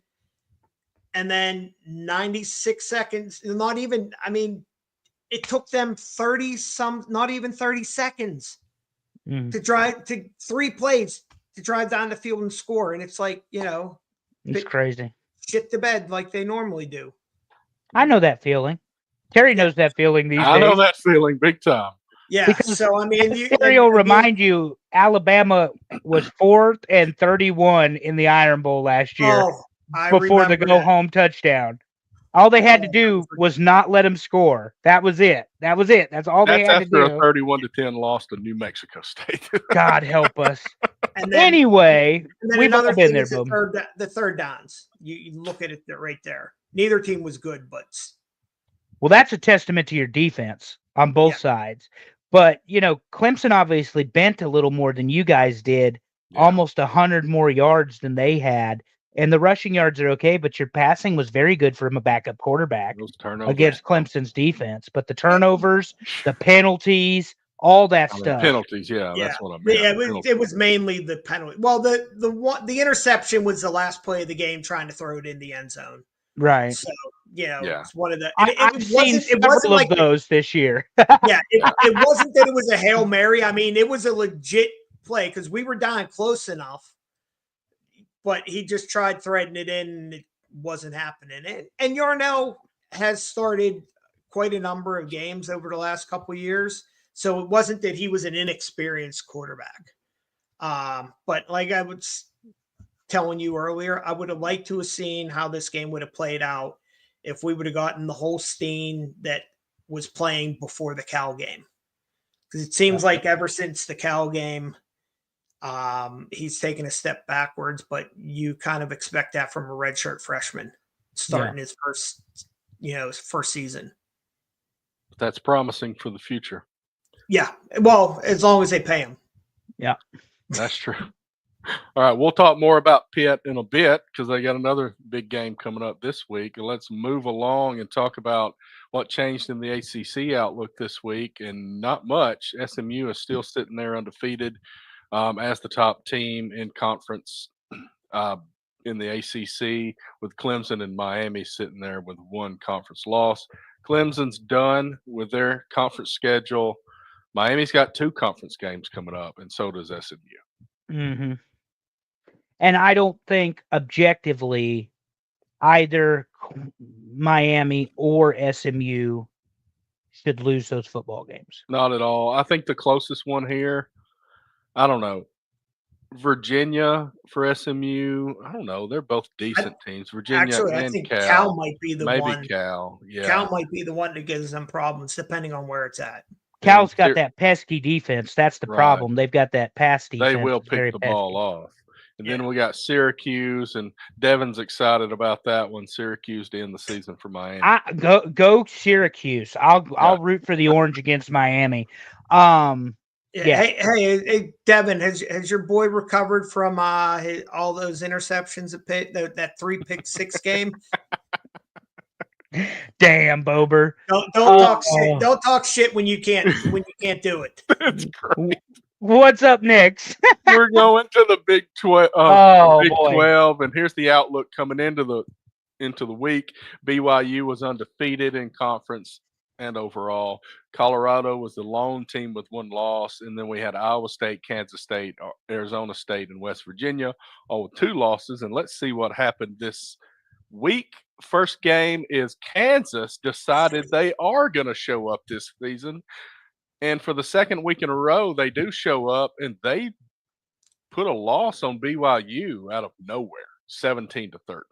This game was a grinder. In case either one of you didn't see it, I mean, obviously BYU committed a couple turnovers. Kansas had one, but look at the fourth down: 4 for 12, 3 for 10, 73 rushing, 162. I mean, BYU moved the ball, but then they do something stupid and/or get the ball taken away. And Kansas, 2 weeks in a row, has played the spoiler. Yeah. I don't know. I think It's hard to think- read. I think BYU is not, and they have the win over SMU, Right. but I don't think BYU is nearly as good of a football team as what their record is showing. right. So when you get in the playoff with one of these big boys, be that a Notre Dame, be that an Alabama, be that a Georgia, be that an Ole Miss, they're going to get their clocks cleaned because the Big 12 sucks in general. Anyway, that's all I have because it was late and I fell asleep and then woke up and watched like the last half of the game. Was this the 10-15 game? This was the 10:30 kick, buddy. Yeah, this was the 10:30 Eastern time, and that's late for me. Did Kansas think it was the basketball team playing for them to pull an upset like I this? don't know. This They must have because I mean, this team was ranked. I mean, Kansas was ranked in the top 25 to start the season and did not have an FBS win until last week. correct. So And then they knock off BYU. then they knock off BYU, the undefeated BYU that all they had Right. to do was win and they were in. So that's why we Let's love look- it. Let's look at the next game. We've got Colorado smoking Utah 49-24, and Colorado's hard to read too. I don't remember if I picked Utah. I don't think so because they don't have the quarterback. And it really is starting to hurt them. Really starting to hurt them. So that's what you don't know from this. It's like, is Colorado really improving, or did they just find Utah at the right time? This game is sloppy as fuck. 7 total turnovers between the two of them. Yes, it's Yeah, absolutely sloppy. I mean, 7 for 17 third down, which means Utah controlled the ball, obviously. 3 for 11 third down for Colorado. But the one thing we know about Colorado is they can score at will and very quickly. They are a high octane, high speed team. And the fact of the matter that Utah has 272 yards and 241 of them are passing tells you about what you need to know with Utah. That looks like Colorado stats. Yeah, it's 31 rushing yards for Utah. Goodness. That's a Together, they did not combine for 100 rushing. Well, here's the other thing, Terry. 31 rushing yards, but they controlled the clock 10 minutes longer than Colorado. Yeah. Because, I mean, Colorado only got 65 rushing yards. But I'm just saying they're not running the ball Oh, to they're stall the not, clock no. out. I mean, what are they doing? But anyway, the Colorado has, after that Nebraska ass whooping, has set themselves up very nicely. They have. I think they're settling in a little bit, and they've obviously got some talented guys, and maybe they're learning how to use them properly. You turn the ball over 3 or 4 times, you do not deserve to win the football game. Not by that many points. Mm-mm. 25-point victory, turning the ball over After 3 times. giving the other team 3 extra possessions. Yeah. We'll see. And like you said, the Big 12 sucks. So this might be Colorado's year. You know, we kind of laughed at Dion when he said they're making the playoff, but No, we laughed at Dion when he said they were winning the national, or they well, were that's everybody's. true. They were everybody's national championship. We never said they couldn't make the playoff. Playoffs. Playoff. God bless Jim Mora. All right, let's look at what we got in the Big 12 now. So after this week, we've got BYU and Colorado both have 1 loss in conference. Iowa State and Arizona State have 2 losses in conference. Big games coming up. Colorado's got really a couple of losable games coming up. Don't Kansas- sleep on Arizona State either. They are And- 8-2. Yeah, and they finished with Oklahoma State. And you're right. Arizona State comes up for BYU after their first loss. And we've seen teams go undefeated for a piece of the season and then lose 3 games in a row. Iowa State but they back-to-back losses, and they've drawn Navy. Utah and Kansas State to finish their season. Right. Pitt. Pitt, There's- yeah. There's some Hey, tough games coming up. Nebraska for all went of these. 5-0 and has now been 5-5. So I get it. So we'll see what happens. Hmm. Let's move on to the Big Ten, and The this was conference pretty that easy. matters this year, apparently. Right. And it's these four teams. We're not talking about anybody but these four teams: Oregon and Indiana sitting up there undefeated, and then we've got Ohio State and Penn State with one loss in conference there, and four really big time teams. Let's see what happened this week. Oregon got a scare at Wisconsin. I believe I said that the 14-point spread was a joke. I was the joke because they almost lost this game at Wisconsin. Incredible that Camp Randall made that much difference, because this has not been a good Wisconsin football team. Not at all, but I mean, Oregon. So this is the point of the year that a win is a win. You don't care who it's against. You just keep winning and you keep moving forward. That's all I can really say about that.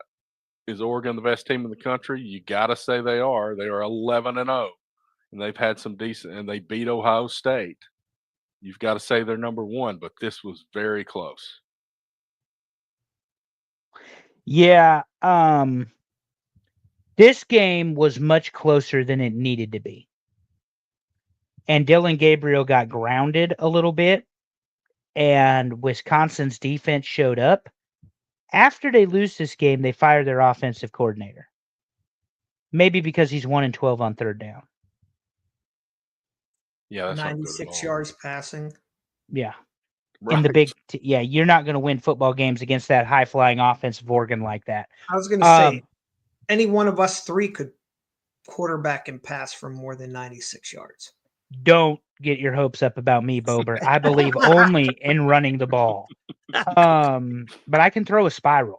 But I believe only in running the ball. But Wisconsin was that team that was just going to put up a fight.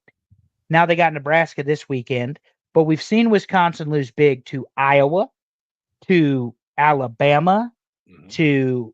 did they lose big to Ohio State or Michigan, one or the other? I mean, they've taken some big L's for Wisconsin this year. Van Dyke went out the very first game of the season, their quarterback from Miami, the transfer, and it ain't been good since. But 1-12 on third down is not going to get you done against anybody, let alone a defense like what Oregon brings to the table. But we're used to seeing that total yards line, Terry, right around 500 for the Ducks. Yeah. And so for Wisconsin to hold them to 350, a down year Wisconsin, a Wisconsin Right. without a big running game and that sort of thing. It was a good effort, but good is only good. Oregon is elite. And the way they played that game, because I watched this one, Oregon was actually in a lot more control of the game than you would think. They just weren't finishing drives.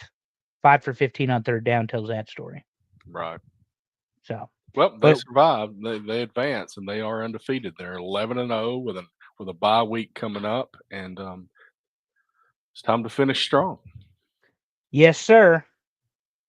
So let's head to Nebraska versus USC, and I know you got a little bit to say about this one. 28-20, USC beats Nebraska. That is not holding, boys. Not at all. Wasn't He didn't called. even rip the shirt. Yeah, wasn't called. No, I have plenty to say. This was a interesting game. I can tell you why. Number one, talk about SC. Very complimentary of Nebraska fans. Everybody loves Nebraska fans because we're intelligent. We know the game. We're cordial. We don't make fun of you for losing and all this other stuff. It's a cultural thing. However, the reason USC has lost 4 games they should have won is they are an undisciplined football team led by somebody who's got the spine of a wet sock. Lincoln Riley sucks as a head coach. He might be the quarterback whisperer. He might be a great offensive mind.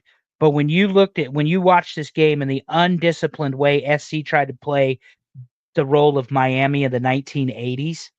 Not good. Not good at all. Nebraska's defense gets a pick six. They get the momentum, whatever.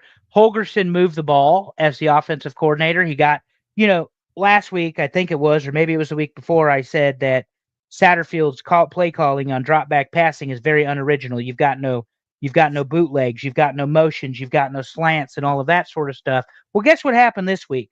All of a sudden, we had motion and you had bootlegs and you had things to confuse the defense rather than Dylan Raiola taking 3 to 5 steps back.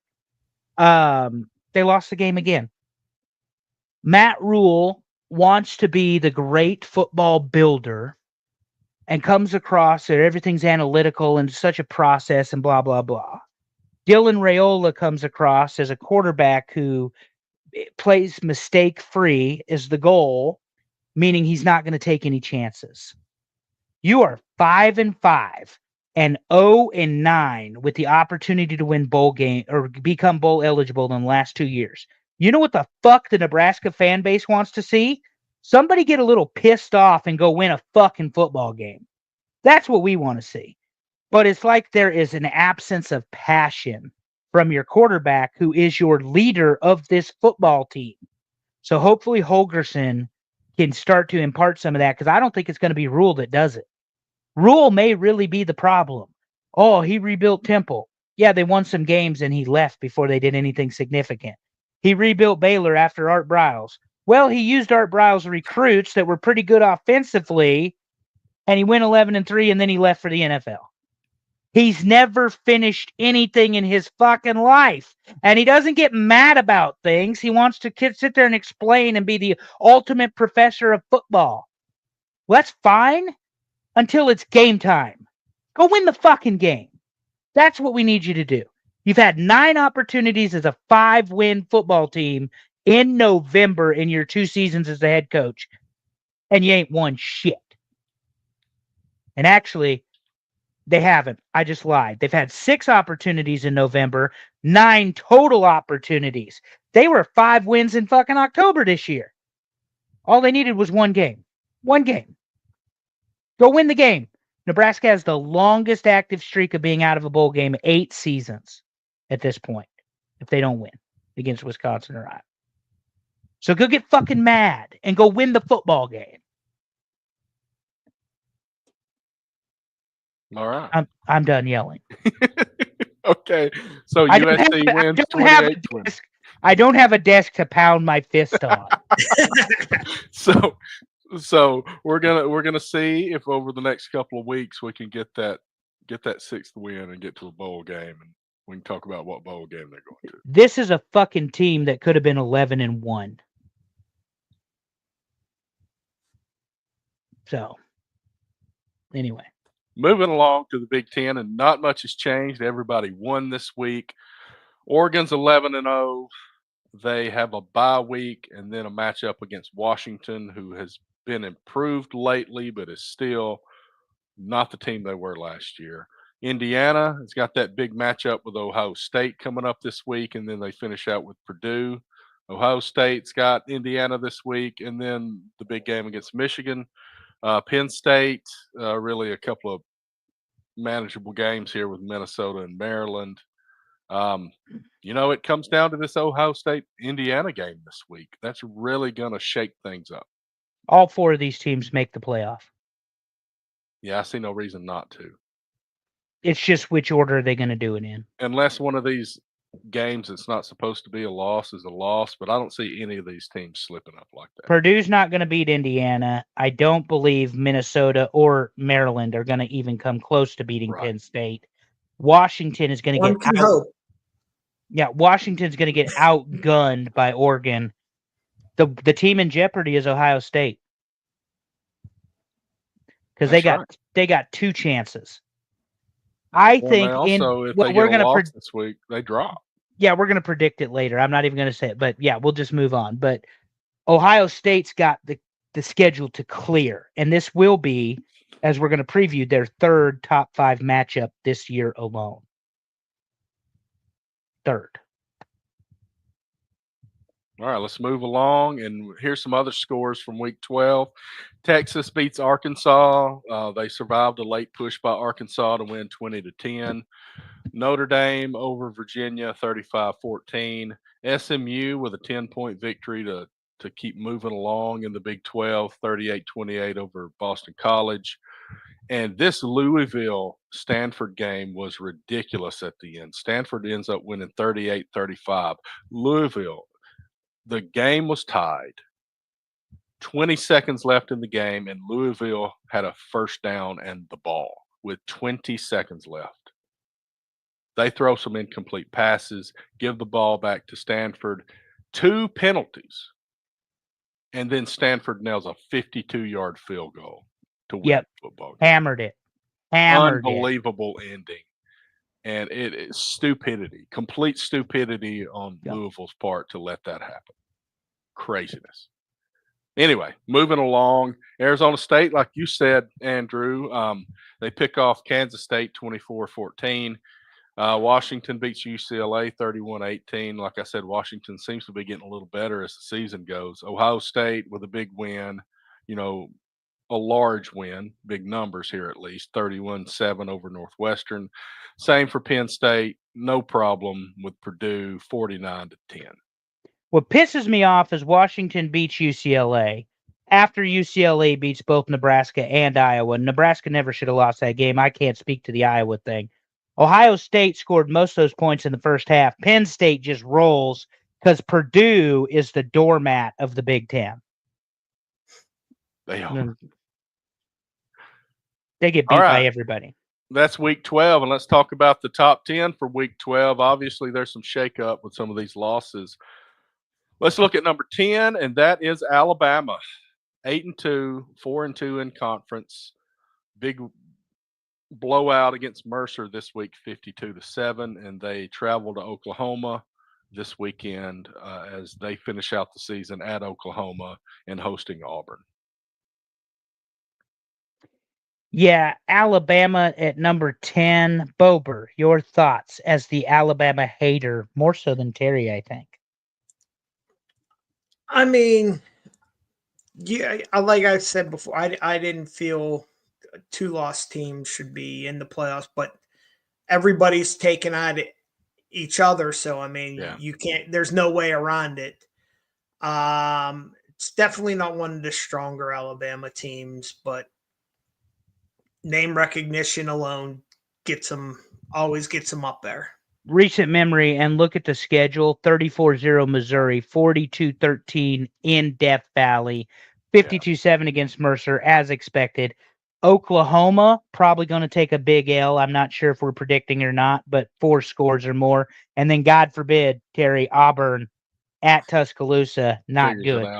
Not good. Hadn't happened since 2010. Yeah. And that was a huge thing. All I got to say is that game gave me the best memory ever.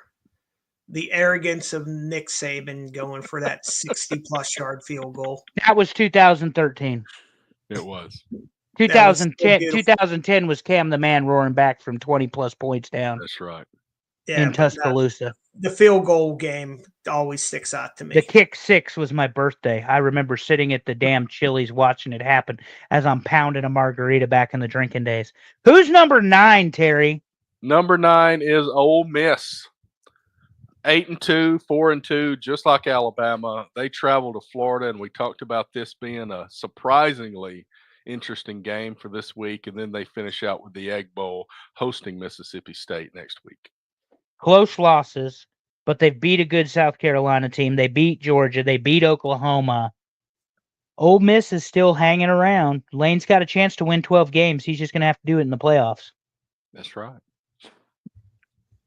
Let's move to number 8, and we've got Miami at number 8.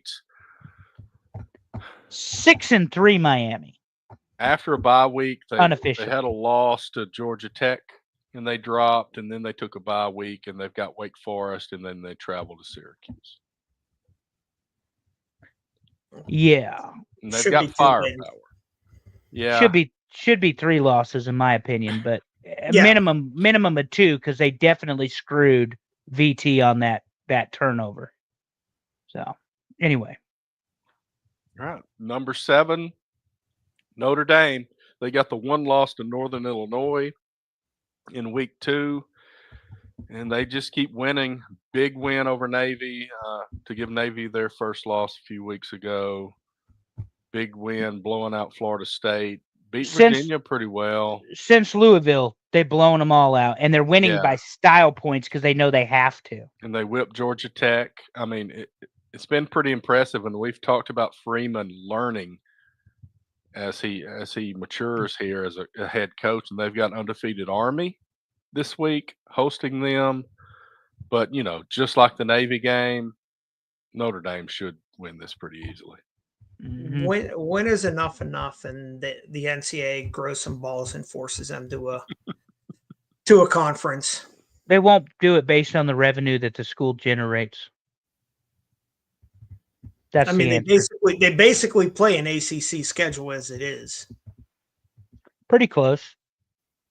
Pretty close. Notre Dame is overrated, says Devin Dallin. Well, we're going to talk about their Army game here coming up. What's number 6, Terry? Number 6 is Georgia. Honestly, a little bit higher than I would expect them to be. This is kind of recency bias with the win over Tennessee because they did get their butts kicked by Ole Miss 2 weeks ago. But they got And- UMass, as you've talked about, coming up, and they finished with Georgia Tech. Yeah, UMass has the most difficult schedule in the country Yeah, they play everybody. and don't win a damn game. So, did Terry freeze on us? Yeah. Terry's frozen. Which- Oh, He's back. He's coming back. He's blurry, but he's coming back. This is the beauty of a live show. What do you think, Bober, on Georgia? I'm still a Georgia fan. I know they had the most difficult schedule in the country. Yes. So, yes. So I mean, they do their losses. I mean, the Bama loss, it's Bama in Bama. and Ole they Miss, spotted him 31 points. Let's be honest. Yeah, exactly. So, I mean, I think it would have been a travesty if they would have not made, they don't make the playoff. Terry, you're back. Kind of, like I said, you had a little bit of a glitch. Any final thoughts on Georgia before we click the button? I don't think so. I think they're a little higher than I would expect them to be. I would expect them to be more around 8, but I'm not arguing with it too much. They've got the capability, but I think they're too inconsistent to be number 6 with that number of losses. The thing is, though, and I think it can't be emphasized enough, and we'll talk about it in a minute. Allison's going to bed for those of you playing along at home. Anyway, don't pay attention to the private chat and don't read it out loud. Those are the rules. Once you're in, though, it doesn't matter because you hit Control-Alt-Delete. That's what makes the team so dangerous. Once you're in the playoff, it doesn't matter, Terry. No, that's right. I mean, if they get there, then it's a different thing. Picking where they exist in the rankings is one thing. Picking who head-to-head matchups is completely different. Yes, sir. Number 5. Number 5 is Indiana at 10-0, and they're they headed have to beat, Ohio State. as the team that got beat by them, the biggest on the schedule. They have honestly beat nobody with the exception of Michigan on this list. It's true. That's But the reason Googling, everybody. That's he the wins reason everywhere everybody's pulling back. But if the Cinderella story is going to happen, and you're going to run the table, and then you're going to make the playoff, and let's face it, they should make the playoff even if with a loss to Ohio State, as long as Right. Purdue doesn't them. They should make the playoff at Indiana. Then Sure. you get tested. Are you really one of the best 12 teams in the country? That's when they'll be tested. But if they lose to Ohio State, they'll be the 11th seed. Right. Or maybe the 12th seed if Boise jumps them. But that schedule does them no favors. It's impressive if you look at the wins, but that schedule does them no favors. Although I would say the Michigan State and the Washington wins were quality, but Yeah. they're not Ohio State's resume. They're not Georgia's resume. They're not Ole Miss's resume. Yeah, you're handling teams that are a lower level, but you're You're not beating supposed to. teams at a higher level. Yeah, Winning that big at UCLA also stands out. it does. Particularly as bad as UCLA beat Iowa and Nebraska. Big turnaround. All right, let's look at number 4. Shouldn't be a surprise. We got Penn State, Bober's 9-1, favorite. 6-1 in conference. Touchdown loss against Ohio State earlier in the season, and a couple of winnable games to finish it out. I'm going to say they should finish without a problem against Minnesota and Maryland. Yeah, And please, for God's sake, beat Minnesota because I can't stand PJ Fleck. He's such a douche. But obviously, they lose either of those games, their playoff spots in jeopardy. Yeah, they don't have a strong schedule either. Mm-mm. all right, let's move to the SEC because it should be no surprise. Texas at number 3. Their lone blemish was getting whipped pretty good at home to Georgia. By a very good Georgia defense. And remember, that's the game where throwing shit on the field became vogue, It fuckers. is. Absolutely unnecessary. But they're a Uncalled little for. criticized also because they don't have a win against a really good team. I mean, Right. Michigan was supposed to be it, but Michigan has not been it this year. Oklahoma, they whipped Oklahoma, but Oklahoma has not been that this year. Pretty impressive win against Florida that's shown some life, but they don't have that win against a big team. That Texas A&M game is going to be huge. It's looming big at the end of the season. Yep, and that's going to be the one to watch. Number 2, obviously, it's the Buckeyes. Ohio State with a 1-point loss, and I corrected the score on this graphic finally. 32-31 loss to Oregon. One thing we predicted that we were wrong about, Terry, and it has nothing to do with the schedule really, but it's just an observation. They don't have the high octane offense that we thought they might under Chip Kelly. Oh, it was supposed to be legendary. Yeah, I mean, Penn State touchdown win, Oregon a point loss, Nebraska 4-point win. Iowa was 7-0 or 7-7 at halftime before they finally dialed it up. Michigan State, they only put 38 on. I was honestly expecting Urban Meyer offense out of these guys, where Urban's teams just ran it up on people. And Right. Nebraska lost 60-3 to an Urban Meyer team. It sucks, but beating Northwestern 31-7, even though it's at Wrigley Field, that's not really whipping Northwestern. They're not a good football team. And I think the spread was that many, was 25 plus. So anyway, just an observation. I thought Chip Kelly would have a lot more offense than what they brought to Ohio State this year. Right. I mean, they've got the talent, and they're bringing in guys every year. Let's look at the number 1 team, and that is Oregon. No surprise, 11-0, 8-0 in conference. One more conference game to end the season with Washington, and they are off this week. Resting up. Off this week, and since the Oregon State game, really have been untouchable. I mean, Wisconsin played them very, very tight, but Oregon didn't really actually look like they were in danger of losing that football game despite a 3-point win. Far cry from, I remember you guys questioning them back whenever in the Boise State and the Idaho games. Well, that's because the Idaho game was trash and the Boise game was trash, but they figured it out with Gabriel. Yeah, once they played that Oregon State game, they really turned it up a notch. But you are right, Bober. We absolutely questioned him, and I think we dropped him down, to 5 or 6 because, how can you only beat Idaho by 10 points? Right. You're Oregon, for God's sake, And then the Boise game, Boise's got a phenomenal running back, and if they had any better athletic recruiting at all, they'd be the dangerous team to be playing. They'd be the most dangerous team in the country to have to face. But those athletes go elsewhere, like to Oregon or Washington. They don't go to Boise. Let's run it down. Number 10, Alabama. Number 9, Ole Miss. Number 8, Miami. Number 7, Notre Dame. 6, Georgia. 5, Indiana. 4, Penn State. 3, Texas. 2, Ohio State. And number 1, again, the Oregon Ducks. let's talk about playoff seeding. And we didn't let Bober pick, even though he's here, and me and Andrew. And let's look at what we got this week. Both of us have Oregon at number 1 and Texas at number 2. I still have Miami at number 3. And Andrew's got SMU number 3. I I think slipped it's going to Colorado. be Clemson. I thought about Clemson, but I think Clemson's still going to get it because I still take a 1-loss Clemson over a 1-loss Miami to be in the champion if it was to be in the championship game for the ACC. That's where you have to go to tiebreakers. Because Clemson took that very lopsided non-conference loss to Georgia. Yeah. And they have 2 more non-conference games.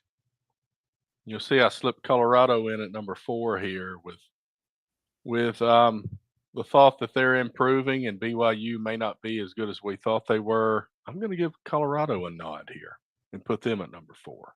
Mm-hmm.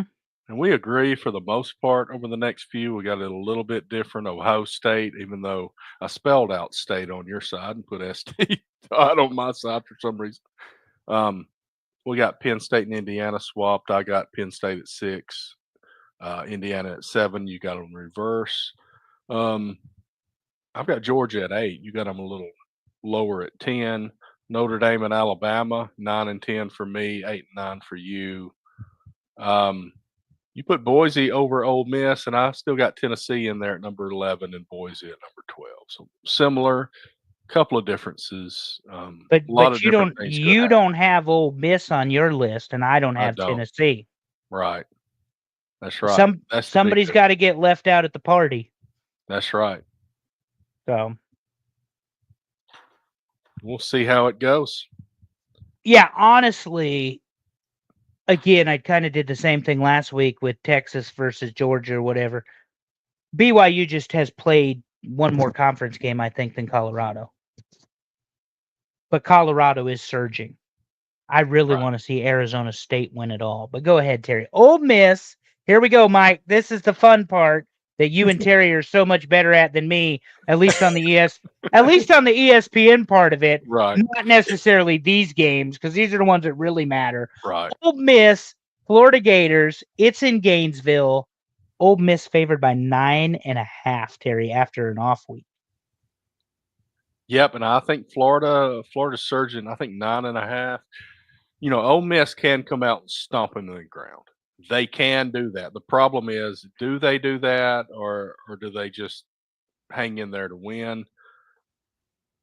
I think Ole Miss by 7, by 1 touchdown here. Bober. Ole Miss, but I don't see them covering. Okay. I'm going to take Ole Miss by 2 touchdowns because I have faith in Big Game Lane. And when I picked against him, he beat Texas. So we're going back to being on the Lane Kiffin bandwagon here. On the Lane train, Terry. Tell him. The Lane train. You're going to win. He did prove me wrong. I said he's the, Ole Miss was the Penn State of the SEC, but then they ended up winning the Georgia game big. What's remarkable is he has a true opportunity. If he can beat Florida and Mississippi State, he has the opportunity to be 10 wins in Oxford 3 out of 4 seasons in a row. That doesn't happen in Oxford. No, they don't win games like that. Moving on to games that are interesting, Terry, let's let Bober go ahead because it's the ACC. SMU, Virginia, in Virginia, 10 points, SMU favorite. SMU covers, I say, by 3 touchdowns. Terry, Baby Gus. I'm going to back off. And I'll leading be SMU. That's right. Baby Gus and the 2026 head coach of the Auburn Tigers is going to win by 2 touchdowns. And I'll split the difference with you both and go 17, but I think we all agree SMU is the class of the ACC at this point, unless you're talking about Cam Ward in Miami. That's right. All right, let's head to the Big Ten. We've got Indiana and Ohio State. The game of the week, Ohio State at home, favored by 12 points against an undefeated Indiana team. What do we think's happening here, Andrew? You go first. So, fuck Ohio State today, tomorrow, and forever, because that's church. I am rooting for Indiana. I think that Kurt Cignetti, I believe is how you say his last name. Will Signetti. Cignetti, excuse me, thank you. Cignetti will pull the upset of the century and the robbery of the century and is going to beat the Buckeyes at home in Columbus by a touchdown. Wow. I am flipping the spread 19 points and taking Indiana by 7. I think it's going to be closer than the spread, but I think Ohio State wins it by 1 touchdown. Well, one thing, Signetti's definitely a better coach than his brother was as an offensive coordinator for Pitt. That's for darn sure. But I think Indiana is coming a year too early, and I'm going to Ohio State. And I think they'll cover. Oh man, Bober's taking them big time. That's Well, right. here's what I will say about Ohio State. They better be up for this game because Indiana's not the team to sleep on. They slept on Nebraska and got away with it, is what I'm getting at, guys. Yeah. You're not going to sleep on someone like Signetti who runs that RPO, the run pass option, where everything can be a run or a pass. And he gets outside and he gets in space. And then they play good defense on top of it. You're not going to be able to sleep on him. And a 12 o'clock kick, by the way, Fox, do better. That's all I'm saying. Up next, my boys, Nebraska, Wisconsin. Wisconsin fires their offensive coordinator. Somehow Nebraska is going to try to trip and fall again at home as a 2.5-point favorite. But the Huskers win, and they win by 17 because Dylan Raiola has guaranteed Husker Nation we're going to be bowl eligible this year. And it will be the third week of the air raid offense. So I think we're finally going to put it together, and Nebraska will be very, very loud Saturday. Very loud. All right, Bubber, you go ahead and go next. As much as I still hate Dana Holgerson because he was a West Virginia guy, I will go with Nebraska on this one. And what I can't see what's 2.5. Nebraska by 2.5. Oh yeah, they'll cover. I see Nebraska by a field goal here. I think you're right. The offense is going to start clicking a little more, but I think they're going to have to get it by 3 points this week. We believe in delusional optimism, Terry, and Wisconsin just gave everything they had trying to upset the number 1 team in the country, defending Camp Randall. They're spent. They're done. 17 points. Huskers all the way. We're going to a fucking bowl game for the first time since 2016. Let's move on to the next guy. Go ahead. BYU Sun Devils. I'm sorry. Yeah. BYU Sun Devils. Yeah, so 3.5. this one's interesting to me. Yeah, Sun Devils favored at home against BYU by 3.5. BYU was undefeated going into last week and lost. We talked about some of these teams ended up going on a losing streak when they finally lose. And this is not a team that you want to be facing on the road right now. When their defense is very good. Their defense is very good. I'm just going to do a quick pick. Give me the Sun Devils by 7. I got Sun Devils by 4. What you got, Bober? Arizona State by 3. All right. Now we move on to another team you don't want to be playing right now because they figured out they are a football team. Colorado favored 2.5 on the road against Kansas, who's heating up. 2.5 is too little. If Shedeur Sanders, Travis Hunter, and the gang can turn the ball over 3 times against Utah's defense and win by 25 points, they can beat Kansas and Lawrence. Give me the Buffs by 14. All right, Bo. Colorado big. Their offense is just too dynamic, and primetime got them going. And I still say he's going to be the coach in Dallas next season. They deserve each other, fuckers. I'm going to say Colorado together. By 10. Yeah, I think Kansas has kind of found something, but I think Colorado's found something better. 10-point win on the road for Colorado. Up next for Bober, James Franklin leads Penn State against Minnesota. 3:30 kick 12.5, Bober. What do you got? As much as it pains me to say, Penn State's going to win big. How big is big? Do you think it's 12.5? Do you think they cover? I think they're going to cover and then some. They'll probably double it. Wow. 25. Terry, you're up, buddy. What do you think? Say Penn State by 17. Yeah, that's kind of my thought process. I think Penn State 3 scores. I'll do 21 points. Their defense is just too good for Minnesota. Just way too good. Me and Terry will go first next time, Bober, and then you'll go because it's Pitt, it's Louisville, and somehow after that disaster of a game with no discipline, Terry, Louisville is favored over Pitt and that defense by 8.5. I'm saying Pitt by 4 I'll the take road against Louisville. I'll take Pitt by a field goal, and their defense is going to come up huge and get them the ball. Two factors on this one. A, is Holstein back, and is he the early season Holstein?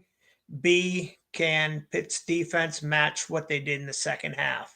If they do, I don't see how Louisville is going to be able to score on them. If they don't, it could get ugly. But I'm going to say Pitt by a field goal, and that's just because Ben Sauls is just unbelievable. There you go. If he doesn't win the college kicker of the year, I don't know who's better. Gotcha. Alabama travels to Norman, Oklahoma, in what would have been a rivalry for the Blue Bloods. 14-point underdog are the Sooners at home. Brett Venables is the head coach. Bober, Terry's looking at something on his other computer. What is it that you think is going to happen in Alabama, Oklahoma Saturday night? Alabama will win by 3 touchdowns. I agree. Alabama played Mercer 52-7, but they had that huge win off of LSU. Your teams start to get that momentum, and the next thing you know, it avalanches. And maybe they finally found their groove a little bit there in Tuscaloosa. Oklahoma, physically, mentally, athletically, no match for the Crimson Tide. I will actually do what you did earlier, and I'll take the Tide by 28 points in this one. In Norman. I think Alabama by 20. I think Oklahoma, even though they've lost quite a few games in the SEC this year, they're not really showing up and competing. I think they're better than their record probably, and it's at home. I think Alabama's inconsistent enough, even though they're turning it up. What I say? 17. I say Alabama 17. You said 20 originally, but that's okay. Yeah, that's what I was thinking. But I'll go. Bober and I will talk. Will you figure that thing out, Terry? A&M versus Auburn at Jordan-Hare Stadium. 2.5-point favorite to A&M. I will take the defense of the Texas A&M Aggies and the turnover-prone offense and meltdown-prone offense of Auburn, because their defense is very, very good. But Jim Elko's got A&M playing, and I don't think this is close, Terry. Even though it's in Jordan-Hare, it ain't going to be a 3-point game. I will take A&M by 13 points in this one. Bober, let Terry go last since it's his team. You're up. I think it's going to be a long day for the War Eagles. A&M by 10. Okay, I hear you. I have only picked against Auburn one time this season, sir. But A&M is a good football team. So most of those turnovers are early in the season. There was a whole bunch of them. That's really slowed down. They're running the ball more. And if we can get Sandra Bullock in town to remind Hugh to run the ball, play that defense, and Auburn's got a kicker that actually put something through the uprights. Auburn by 3. Because my heart is orange and blue. All right, let's move along and let's talk about the college pick'em. And same situation with you again, Bober. Same number of wins as Rakija Brown in third place, but Rakija Brown has fewer losses at 62 and 47. Bryant still in second at 65 and 52, and I'm sitting at the top, 70 and 49. And I'm gonna. And I don't even care because who the hell? Hey guys, who the hell is paying attention to half the teams they put us up against last week? Yeah, it's Legitimately, crazy. those games. I'm like, who are these people? Just let you know, I'm running the football here, which means I'm picking the favorite in every game. So I better love pull that some you just upsets. tell everybody your strategy. Right, left, up the middle. This is what we're Yeah. doing. That's what we're doing. I'm gonna smack you in the mouth. But that's what we're doing. And that's the last slide of the day. So it's been good, Bober. Been fun. Appreciate you guys having me on. And Devin, I just want to know, did Common just throw another pick six? Just so you guys know, when I saw that 8.5 spread on that Louisville, I'm like, am I right about that? And I went back to ESPN, and ESPN has it at 8.5. So It's a that big wasn't me number. screwing up because It I is. mean, It is a big number with the way our defense has been playing. But again, it's just our offense. It's a big question mark until they announce who the starting quarterback is. It's true. And breaking news, I just got alerted on Twitter. Sources, the Dodgers are meeting with Juan Soto tomorrow. Yes, it's absurd of them to follow a $1 billion offseason with $600 million contract, but Shohei Ohtani's first year in LA blew away their financial projections, and they need an outfielder. So 2 days ago, they were out of the Juan Soto race, and it was down to the Mets and the Yankees and maybe the Blue Jays. And now all of a sudden, the Dodgers, who are going to get Sasaki as the pitcher as well from the Japan team, are in the race for Juan Soto. Because that's all they need, Terry, is another bat. Yeah. And Terry, I still hate Francisco Cabrera. I'm sure because I was thinking about that earlier, talking about the Pirates, and I was like, they had a string of good seasons going until 1992, and then after that, they've been nothing. Yeah, they were good in Bonds' early years, weren't they? They were, but we stole Rafael Belliard from them, and that ended. He just couldn't hit in the playoffs. Then that was before he started juicing. But you mean before he took the performance-enhancing head growth pills? Yes. What was it? He said it was. What did he say he thought it was? I can't remember. I don't remember. It was something ridiculous. Yeah, I mean, we did have that flaxseed oil or something. We had that stretch of 3 years where if we could have gotten out of the wild card, I think we could have done some damage. But whenever you run into two Cy Young pitchers, what can you do? Well, I'm about like these people wanting to celebrate Christmas. Baseball season starts again in February, and I am excited. It's hockey season. Right. Yeah. Isn't it always hockey season? When is it not hockey season?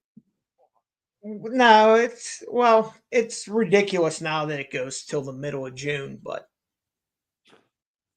yeah, I remember the first time the Penguins won the Stanley Cup, they won it like around Memorial Day, and now it's 3 weeks after Memorial Day before they crown the champion.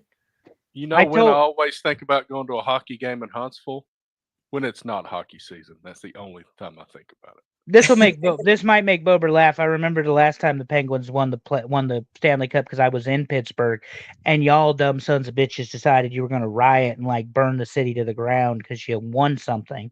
I don't understand Pennsylvania people. If it's not the Eagles, it's the Penguins. If it's not the Penguins, it's the Phillies. Y'all ridiculous. I can't speak to whether or not they did because I was actually in Nashville in 2017 when they did win.